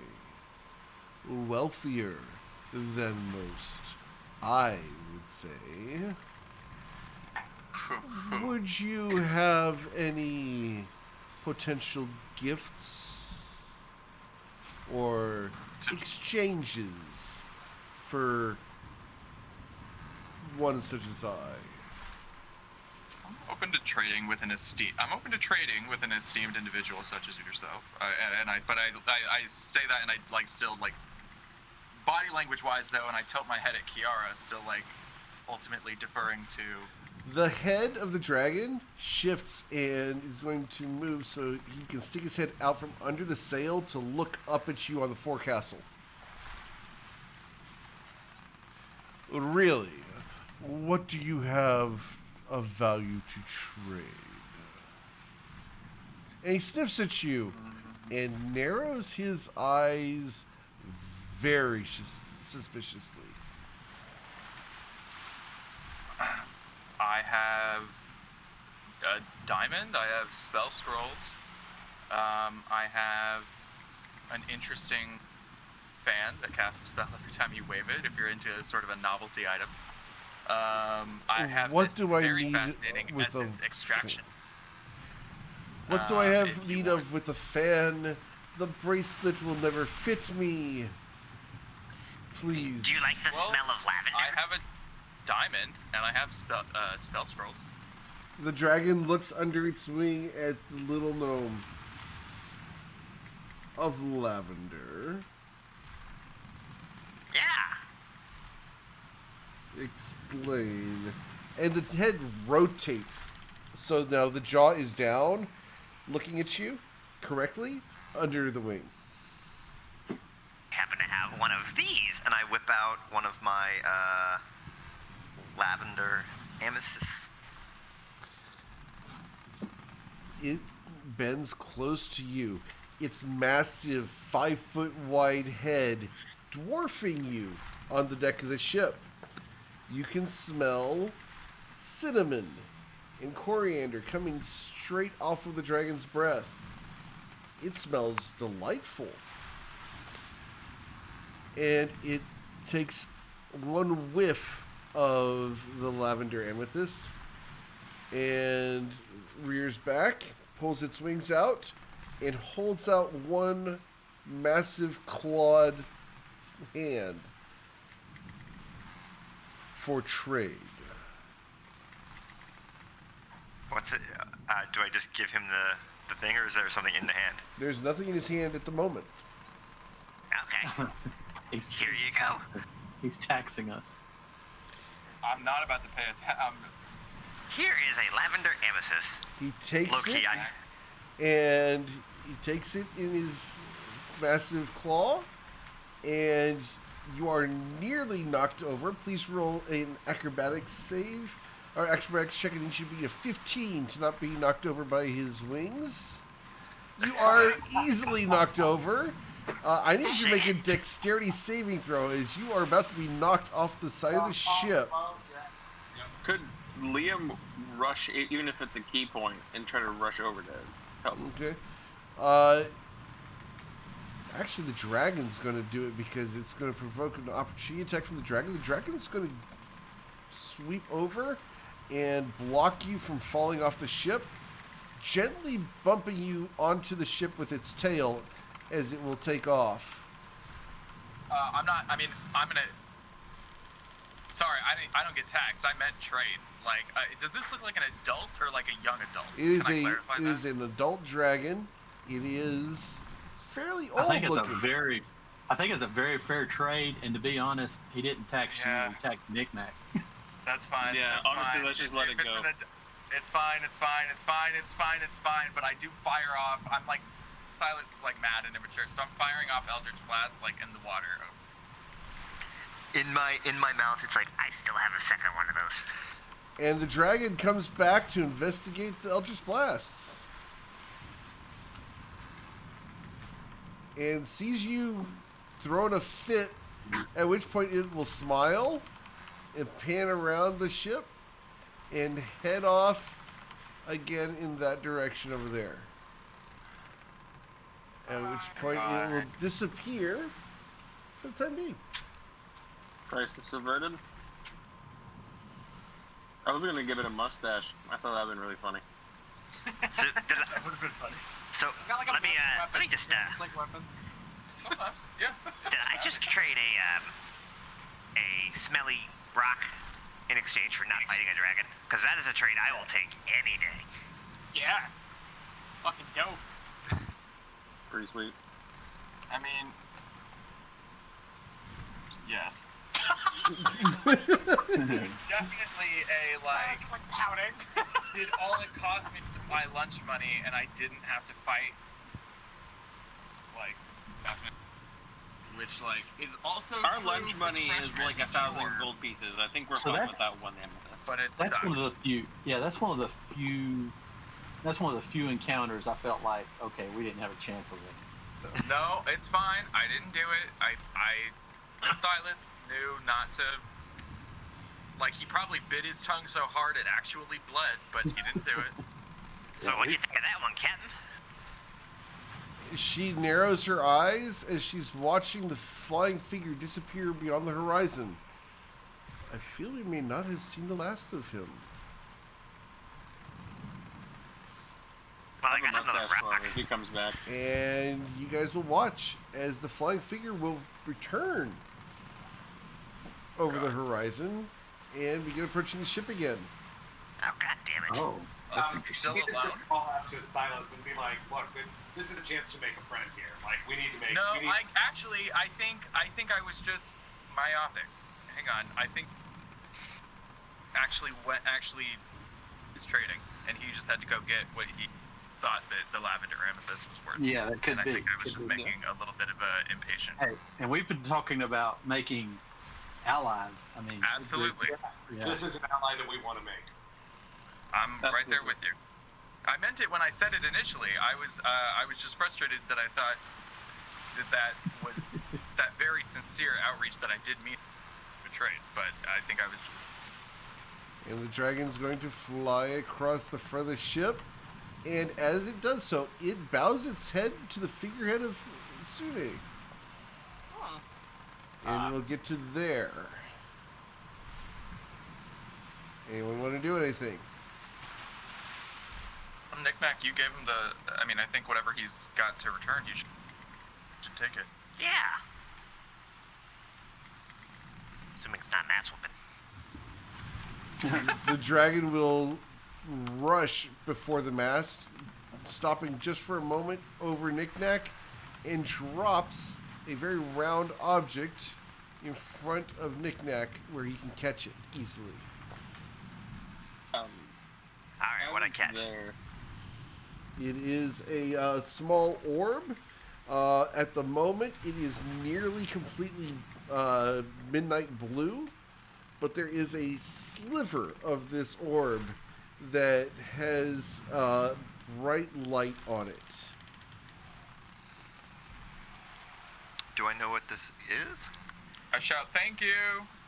as he's flying. The dragon will dip both wings as it will fly away. Oh, I was gonna offer the mustache, but And it It's will gonna fly disappear away. from view, leaving We you should have guys. asked him what his name was. on the ship. I was trying to like see if he was willing to, but I want to do it at least if I said if we were able to say anything as he was going, have it be like our thanks. Yep, he just disappears over the horizon. He disappears from He'll view. remember us, right? What is this orb I am holding? Do you know right off, or would you like to roll Identify? I would like to cast Identify. Alrighty. Send page to Knick-Knack. There you go, Knick-Knack.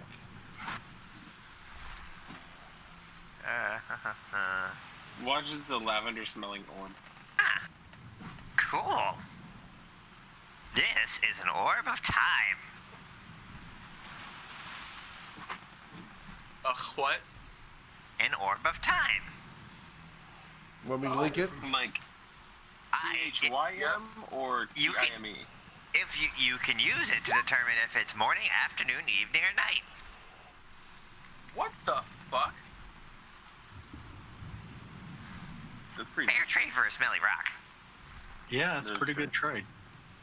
Yeah, that's not bad. I mean, it was just Can a I rock. see it real quick? Hey, yeah, take it. It's all yours. You're the time guy. Yeah, I just kind of want to. Yeah, I just kind of want to. It's about time you got something like that. And like. I mean, if you're if you're the first I'm time gonna hold lord. it. Second, I'm gonna hit Liam in the mouth with it. As you're holding it, it turns from almost completely midnight blue to completely midnight blue as the last hint of light on the ball disappears. Yeah, that happened. Can I?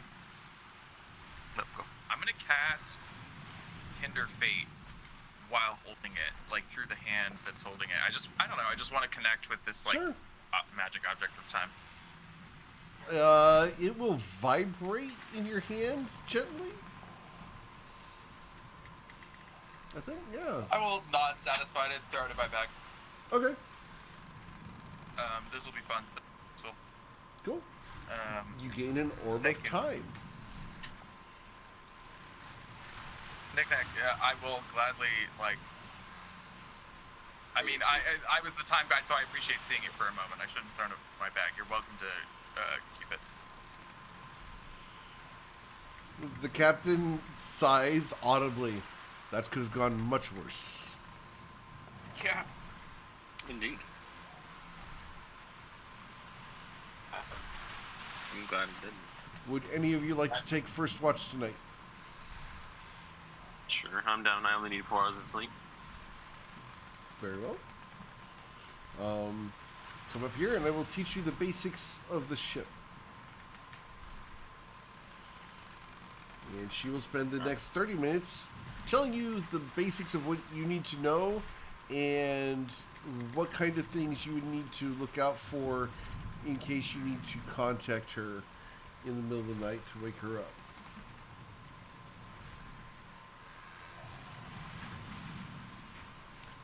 She tells you how to drive the ship, but it's on course, so you shouldn't need to do anything unless something changes. Okay. Does anyone want to take the second watch? Gas can. Okay. She will teach you the basics of this, but I believe you already know the basics of seagoing vessels as a swashbuckler. Yeah, we can bond over our mutual roguishness.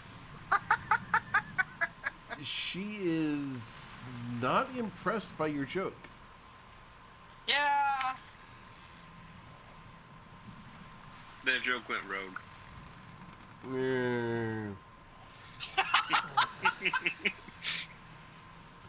So, yeah, she tells you the stuff you need to know, gets you all set up, and you guys will take watches. During your first watch there, Liam, please roll your perception check as you are taking watch. Does anyone want to do anything before he takes watch for the night?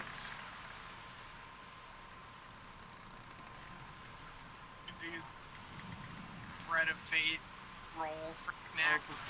Sure.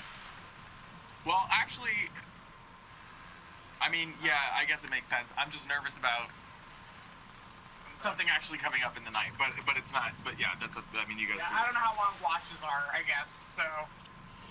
They're normally 2 to 3 hours. On the long end, 4 hours. I'll take a 4-hour. 4 hours watches means that you would need to have 3 different people take watches. One from 8 to midnight, midnight to 4, 4 to 8.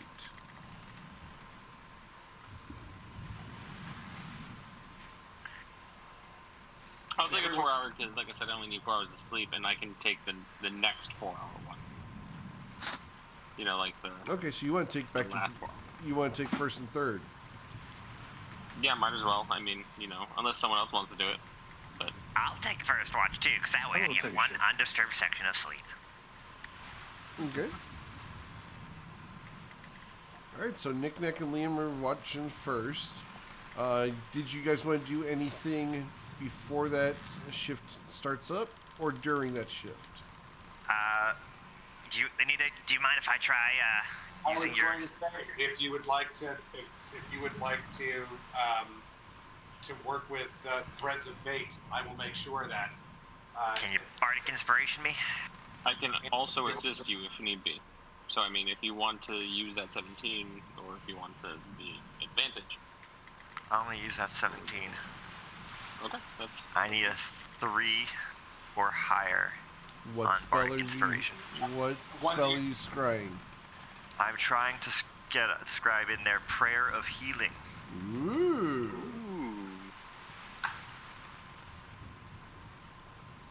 Okay. So you need a 3 or better on the bardic inspiration. Which is a D8. And that's with the threads of fate. Yes. Yeah. Okay. The threads of fate are spent for today. Okay. Fuck! Unfortunately, you gain a level of exhaustion. Oh, man. We need better threads of fate, man. I know. Yeah, that's what we need. That's what we need.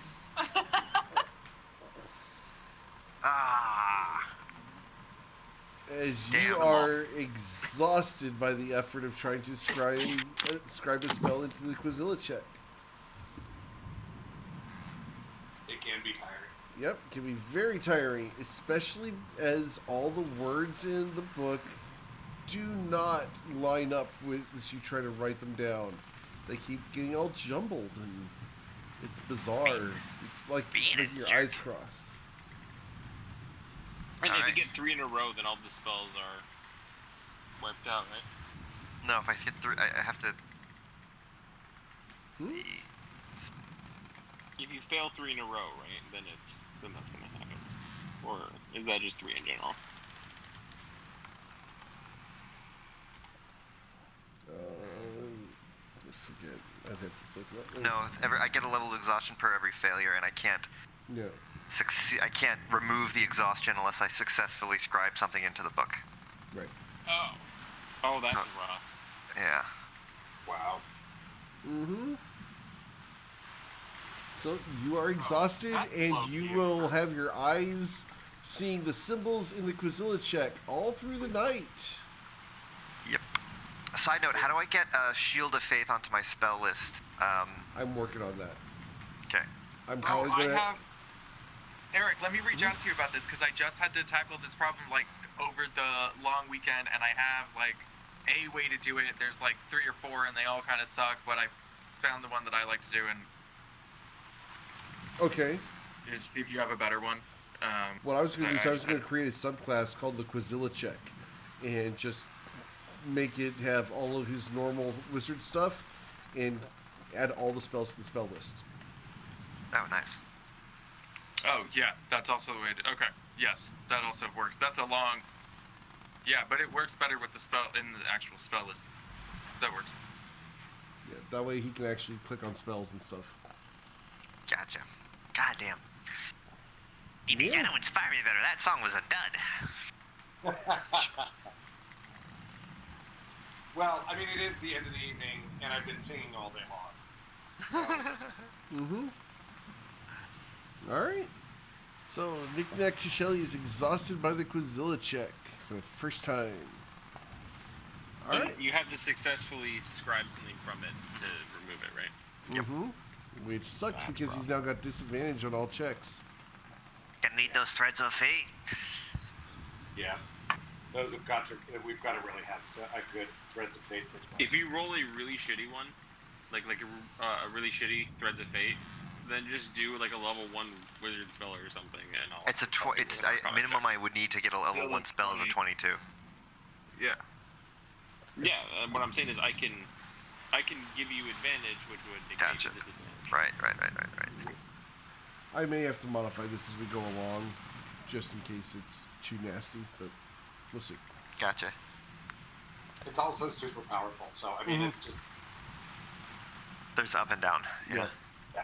Plus, you're doing religion instead of arcana, so. Hold on, I can't hear anything. All right, so, Knick-Knack and Liam, your watch will pass uneventfully. Are you going to go down and wake Cass up? Yeah, I'll wake Cass up. Okay. Are you waking anybody else up? I'll ask her, hey, do you want anyone else?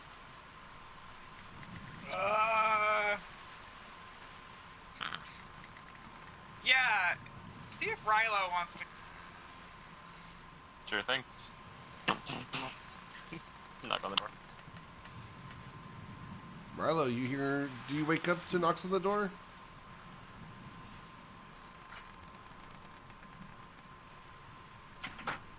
Is Rilo muted? Oh, he's away from his keyboard. Fuck. Well, I'll just go up there. Never mind. Okay. Cool. One day I'll get to apologize. That day is not Oh wait, today. he's back. He's back right now. Rilo, you hear a knock at the door. Watch with Cass? Oh. Okay, so I'll open the door. You open the door. You want to watch with Cass? Do I want to what? Watch? Do you want to watch with Cass? Yeah, that's fine. All right. I'm going to bed. Good night. So this is the midnight to 4 a.m. watch. I need you to roll a perception check. 1 sec.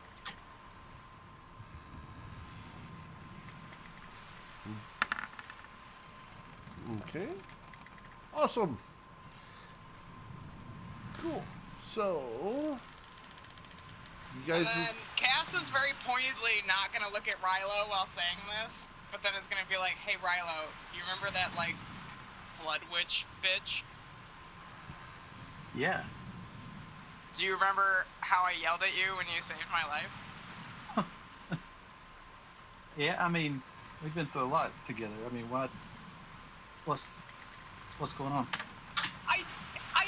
I don't like when people know what I look like. I don't like it. So I didn't like that you saw what I really look like. And also I was confused because why would you take the time to come save me? Because that seems crazy for you to come save me. So thank you. Sorry. So, no, it's. So, I'm a very private individual. I mean, look.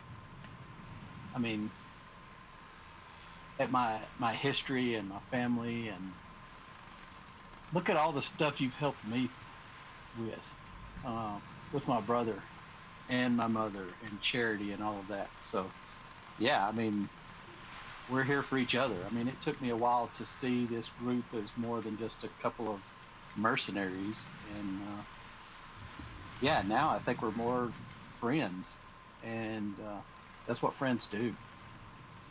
And I mean, you know, you have this really incredible gift. I guess it was given to you at birth that I don't understand, and I don't think you should be ashamed of it. I think you should. I mean, you use it quite well, and yeah, I understand how you feel.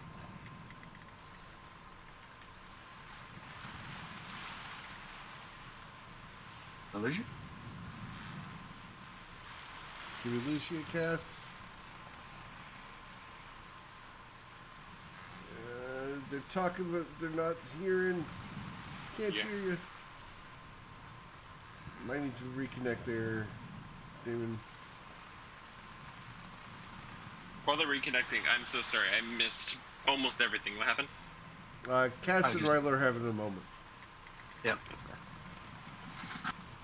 I think we lost Silas and Cass. I hate this phone. No, so I think there's some network issues in the southeast. I think there's just internet for everybody has been acting weird today. My phone for the past few months has been crashing and won't connect to Bluetooth randomly. It's if only you knew like it seems like every week. If only you knew someone who could, sell you a new phone. Yeah, it's crazy. That's nutty. There we go. They connect. Hi! There you are. It's at this it's point. around that time that our audio stops working, so Yeah. we're back. It's at this point that you two look up from your conversation, and there are 3 figures on the deck. Oh. Uh-oh. Oh. Shit. What would you like to do? Have we run into these before? Are these the? Eagle-eyed, Ryla? No. I guess we attack. You gonna attack them? All right. Yeah, I mean, do we wake everybody up? Do we just start blasting, quote unquote, with swords and bushmasters? If we're the only ones, if we're the only ones on deck, surely there's a bell or an alarm on deck, right? You look right behind the wheel. There is a bell right there. Let's ring it. You get the bell. I'll take care of these guys. Let's got roll you. for initiative. I assume everyone will be rolling. When it's time, at the moment, they haven't rung the bell. Oh shit, fair enough. 23. That never happens for an Yeah, right? Good job. And Rylos? I did. It's not going anywhere. Try it again. Okay.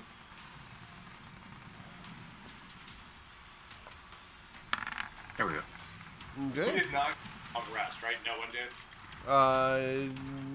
The only person who's gotten a long rest so far would be Liam. Oh yeah, I'm okay with that. Actually, no, Liam, you took watch, so you haven't gotten a long rest yet. Oh, come Disregard. on. You haven't gotten a long rest until the end of this watch. So, all right, Cass, what would you like to do? I'm gonna ring that bell and I'm gonna be like, you're gonna get fucking ready, you guys. Let's go. All right, so you guys will hear the bell from upstairs. You guys have been warned that that is the bell for the alarm. You will, Cass, you will hear people below stirring. They will not be able to get up here for 1 round. It'll take at least 6 seconds for them to get up here. What if I burn a key point? Even burning a key point, you don't just teleport upstairs.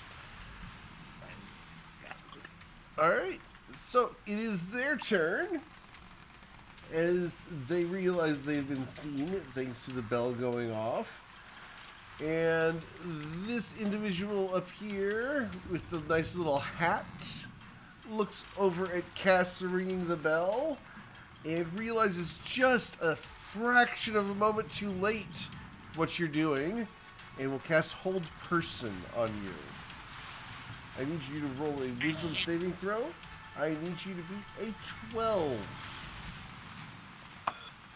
We still have the advantage on wisdom saving throws, right? You it's save successful. from the Hold Person. Why would you have advantage from saving throws? The motivational speech. Ah. But that was before the dragon. Right. Okay, I didn't know how long it lasted. Yep. So, Cass, you do resist the Hold Person. Oh, I'm fucking infuriated. And these 2 gentlemen are going to move forward. And they're going to move one to there and the other one to there. As they brandish very long, mean, serrated scimitars. And they're going to slash at each of you. And each one makes 3 attacks. Oh. Yeah. So, on Cass first. 1, 2, 3. Does the 18 hit you, Cass? 18 hits. Alright, so you're going to take 26 slashing damages. You are cut 3 times. Oh. Did you want to uncanny dodge one of those to reduce it by half? I will. Yeah, I'll uncanny dodge the 11. Alright, so that'll take it down to 5, so you'll take a total of 20 damage. Great. Thank you. Uh-huh. Rilo, this guy's sword looks like the surface of the ocean with how many serrations it has. And it's going to slash at you 3 times. 1, 2, 3. Oh, snap.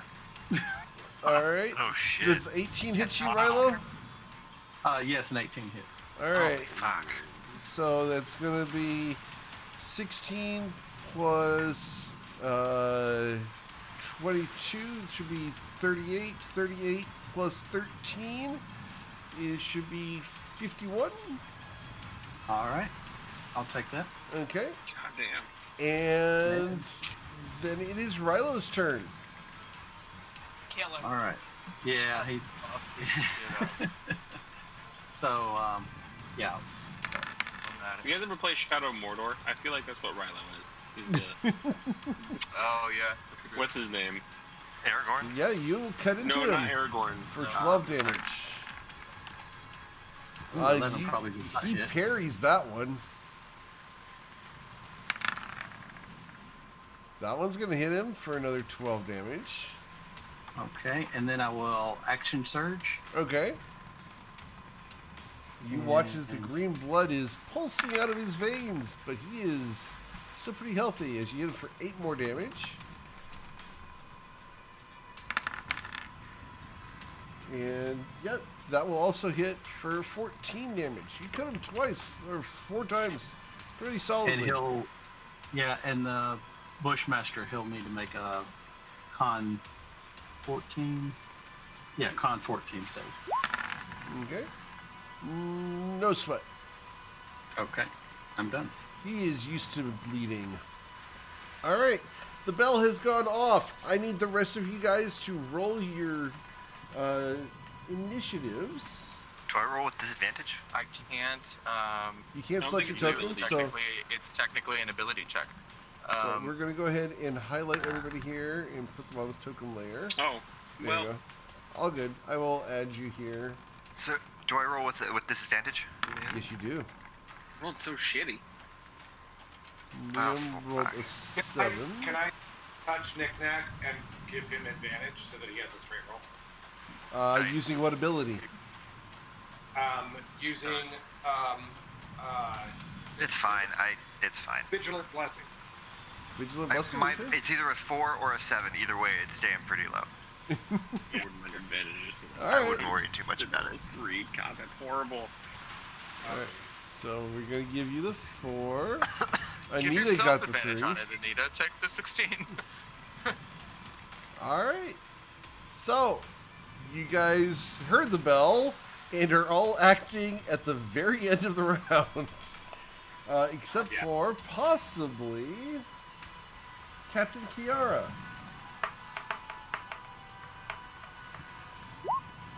Who is not acting at the end of the round. Okay. Holy shit.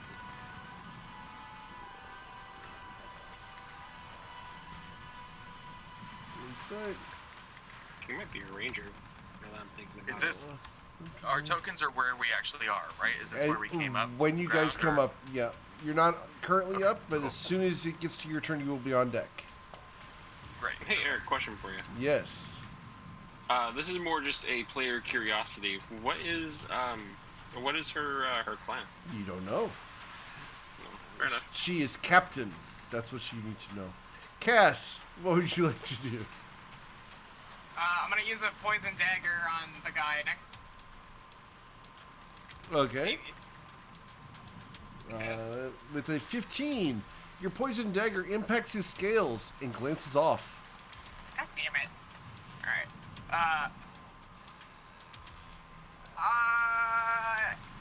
Yeah, I don't know. I guess I could try to stab again with it, right? Is that how the poison works? Like, the poison doesn't Right. disappear off the dagger, right? Until It's used. until. Great. Yeah, it actually has to take then effect. let's- Nope, that was even worse. So it's a 7. He rises, looming over you, and his mouth broadens with a toothy grin. He's So amused. much. It's all like That it? that's it. Okay. Captain Kiara Dantasy looks around, sees Cass and Rilo both injured, but also sees this one over here getting ready to cast spells. I'm going straight for that one too. She looks over at you. You want to take the caster? Oh, absolutely. All right. So she's going to run. She's going to jump off the side of the ship, grab this rope, and swing around on the rope to here. God bless. I was about to say, Liam is Acrobatics check. Hook up with this. Liam is drooling. Hook up with our captain before our first stop. Wow. There's my acrobatics check. Liam, she has captured Liam's heart. And she will go ahead and she will attack. I think the appropriate music right here is like the Pirates of the Caribbean theme song. Yeah, exactly. Holy shit! Shit balls. She is a rogue. And she did land. She rolled an 18 Yeah, to she's strike flanking. it, Yeah. but with an 18, she did not pierce his armor. Oh shit. What? Oh, fuck. Fuck. At which point she takes out her little crossbow and shoots him in the back of the head. Damn. So Nice. that one will hit for 16 damage as she pops him in the back of the head with the crossbow bolt. She smiles and gives you that little curtsy as she's standing on the edge of the boat. Nice. Very nice. Their turn! The one next to Rilo is going to attack Rilo. 1, But why low? 2, 3. Okay, but on the first attack, Uh-huh. he missed, right? Yep. So I'm going to repost that, Okay. and I'm going to attack with Bone Crusher, and that will Okay. be a disarming attack. All right. So you deal 13 damage to him, Yeah. and you try to disarm And- him. So it's a strength saving throw, right? 16. And his sword drops. And so You because get the other two. he missed on the second one already, so because he doesn't have his sword on him at the moment, he's going to slash at you with his claws instead. For 8 Oh. slashing damage. Much better, though. Okay. And he looks down at his sword sitting there, and he's like, and then the other guy, this guy, we're going to find out who he's going to attack 3 times. 2.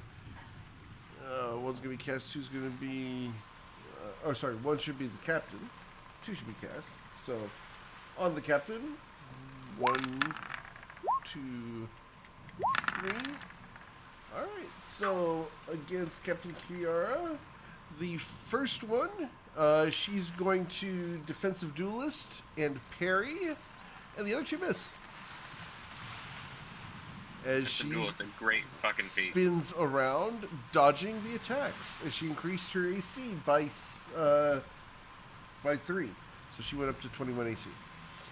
All right, the little swimmy thing up at the front looks at the rest of you guys there and is going to squawk something and snap its teeth, and it has cast Bless on all 3 of them.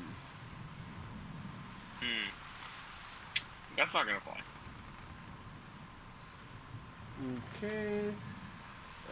And lastly, she's going to move up to here and she's going to take this lovely little ballista, and she's going to turn it this way. Oh, you may try. Oh, that's a fuck no. That's adorable. Genuinely adorable. Surely we have more sense than to create a ballista that will aim at its own deck. Rilo, what would you like to do? Oh, it's fine. Yeah, I'm gonna hit this guy a couple of times. No, you don't. Your axe hits him and bounces off. He's got a tough hide. That one's going to cut. That was going to cut as you draw against it and dig into between the scales for 7 I'm damage. going to make that a tripping attack, so I'm going to add a D8 to that. All right, adding 7 damage to it. Got it. And that is a strength 16 check. All right. Or fall prone.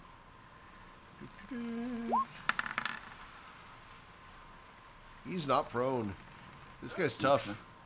This guy's built like you are. He's a big wall of muscle, but with scales. And then 15 hit points, second win. As you slap your thigh. Gotcha. I'm done. Silas, what would you like to do?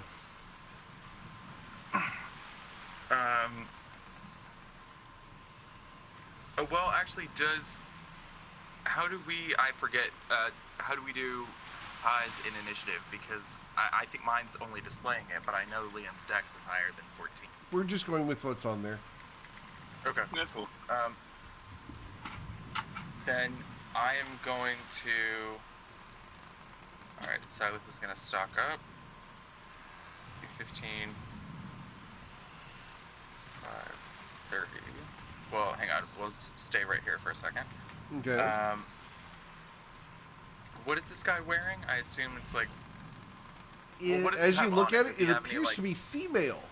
And it is wearing a dress made out of kelp and bits of leather.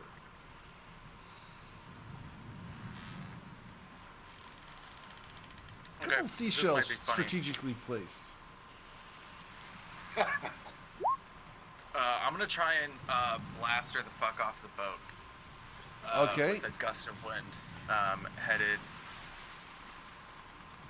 that away. All right, and you're using this as your spell, not the item, right? I don't know the spell. It's the items. So Okay. I am using. All right, so it's a DC 13 for this DC one. 13. Yeah, Okay. That's a strength save, right? Yep. Whee! Splash! Flying. She goes flying. Off the. Cash just starts cackling. Oh, by the way, as they're flying, I use a quicken spell to my bonus action, and I cast Chromatic Orb at them as they're flying. Okay. Crit. Come on. Nah, I don't know. A 15 does hit, yes. As Nice. 22 Then, thunder damage. I didn't know about resistance to water stuff, so I went with thunder. Yep, all good. So we're gonna hear a boom. You hear kaboom as she acts like so much of a skeet shot. Please roll your d20 for your wild magic. Uh-oh. Here goes the boat. There we go. Please roll the d10,000. As it's been a while. Please don't do this. The number that turns people into another dragon. I don't think I can handle that. 69, I want to know 19. what 6969 is. Where? But I mean, that's just me being a child. 7381. That's the one. All right. I forgot I was only gonna do cantrips, you guys. All good. This one falls into the ocean, disappearing from view. At which point, these two guys turn to you and raise their claws and yell something in Aquan. Does anyone understand Aquan? No. I understand primordial. That's not Aquan. Yeah. It is No, Aquan because primordial. Yes, it is. Aquan is a dialect of primordial. When you know It sure primordial, is. Oh, really? Okay. all four. Yeah. Yeah, you understand all four of its dialects. Aquan, Cool. Ignan, Orin and Yeah. For Liam. So happy. It finally was worth something. Taryn. That's third. Well, so you will sound, I've researched it, you'll sound like you're not a local. You'll sound like how a Sicilian, or they're in Italy, but you'll understand. Silas is now Mr. President. Alright. As they look at Silas and begin brandishing their weapons or their claws and teeth at Silas. Oh, Silas turns, as soon as he's blown their spellcaster off, and what happened to her, like, did she die? Did she have 22 hit points, or? No, she is a little more, but she goes kerplunk. Okay. Then he definitely turns around to the rest of them standing at the top there, who will provoke opportunity attacks from some badass people, have to walk past some other badass people to get to me, and it's like, oh yeah, come and fucking get it. And I end my turn. Okay. Liam? I am going to move. Oh, and she needs to roll a concentration check, sorry. Because of damage. Can I get here Oh, I hope so. at all? Roll 2, 1 for the... She loses bless.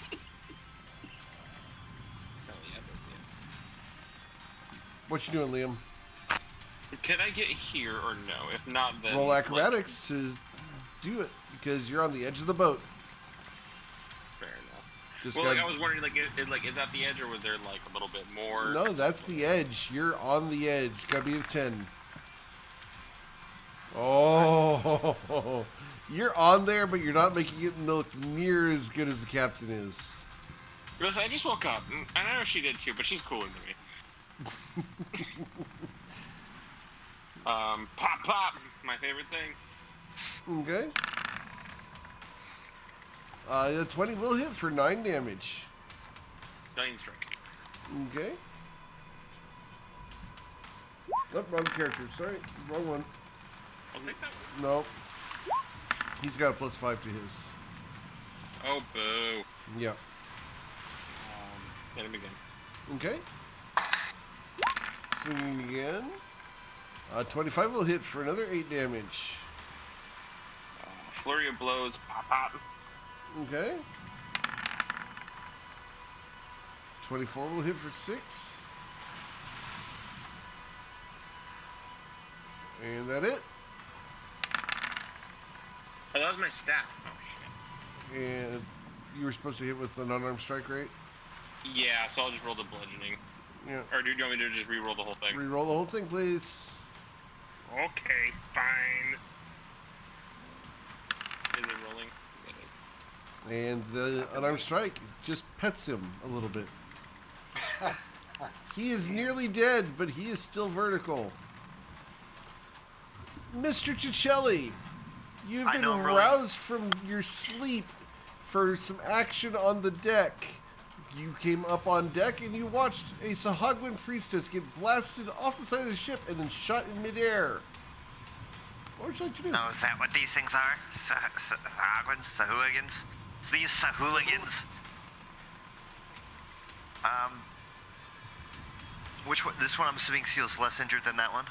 Yes. Alright, I'm gonna make that one roll.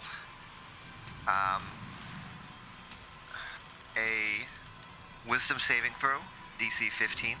Okay. What is the spell? Polymorph. What are you polymorphing him into? An armadillo. An armadillo. You suck. He has been armadillified. I'm straight up punching him off the boat. That's the goal. Armadillos don't swim, they sink. Pick it up. Yes, you are absolutely going to. I can only imagine you doing you guys have seen Road El Dorado, right? Yes. Yeah. You know, where they're playing that game and they hit the with their hips, but it's the little armadillo creature. I can absolutely see you doing that with this thing. All right. So armadillo. I just wanted to get a nice nap, read this damn book, Okay. Grumpy nickname. Anita. Armadillo, no. What would you like to do, Anita? Anita's gonna come up the stairs and see this one standing here and just be so annoyed at being woke up and be like, "Oh my God, did a wizard curse you, or did you pick that outfit on yourself?" And kiss and cast Vicious Word. Vicious Mockery. Yep. Okay, so with the Wisdom saving throw against the Vicious Mockery, its head explodes and it is dead. Beautiful. Incredible. All Don't right. wait. Don't wake me up. Don't wake me up, bitch. Cass, what was you? Oh, anything else, Anita? As I'm gonna send a bardic inspiration to cast. Okay. Cass, what would you like to do? I'm picking the armadillo up by the tail, and I will throw it over. Okay, 1 second here. Just eating it overboard. Give me just a moment as I pull up Armadillo. Here we go. Something armadillo-ish. We have... That's armadillo-ish. There's a bat? Alright, so as you try to grab for the armadillo, I need you to do an athletics check. I need you to beat a 17. Yeah, you grabbed the armadillo. You were so smug about it too. You're like, walk over here, I did I'm it. gonna chuck it into the ocean. That's his best. Yeah, that's his best stat is his AC. That's amazing. In goes the armadillo. The armadillo will begin to sink instantly. As the boat continues, the armadillo will trail off to the back end of the ship and will die a couple minutes later from drowning. Bye. At which point it will revert to its normal form, but that's okay. It's long gone. We have made a Sahuagin actually, drone. I think Just saying. if something dies while it's in polymorph, it's just dead. No, Because if you cast Power Word Kill on something with less than 100 hit points, like a cow, it's dead. yes, but the polymorph ends as soon as it reaches 0 hit points, at which point it reverts to its normal form. And its normal form can breathe water, so it's fine. But Oh, it's a good quarter But mile it's behind like a you ways guys now. away. Yeah, no, I Yeah, and alone. alone. It's not going to attack the ship full of people who just beat up its priestess and its buddy. So it's not going to Turn it attack the into ship an alone. Yeah, and turn it into an armadillo. Yeah. So, back to bed with you guys. you guys can take this +1 scimitar if you'd like Oh, I would that like. he had. I'll add it to it. Yeah, add it to the party. Cool. The captain comes out on deck. Well, that was exciting. Nice to Oh, can fight with you. Yes. Sorry, Silas was trying to. I'm petty. Don't come after me. I'm waiting. I'm looking out overboard on that ship. If I see her surface, shoot her. Does she surface at all? She will not 'Cause surface. I try to keep an eye out. No, not after getting hit for 2/3 of her health. She's not coming back up. Smart move. She has somewhere else to be, and it will make sense in the future. But yeah, you guys will have successfully fought off the 3 Sahagwin that attacked the ship tonight. Yeah, if you hadn't blown her off, I was going to go up to her, hit her, stun her, and then just, What did they say, knock her Liam? around. What did they say? They said exactly,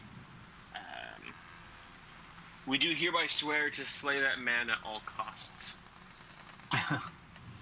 Which actually, if that's the case, wouldn't he, at all costs, would want 6919 is the target's allies all swear blood oath against the person who was the caster. Oh. Does that extend to allies in this encounter or allies in general? No, the allies, the target's allies, meaning the The Sahagwin's allies. allies, Yeah, all and swear I a blood oath against Silas, and that's why they turned and they were going to stop what they were going to do, and they were just going to go after Silas. But if she has more friends that are, like, not seen, do they swear blood oaths? I limit it to a certain distance in most cases. Theoretically, yeah. Gotcha. But I'll just kill them all.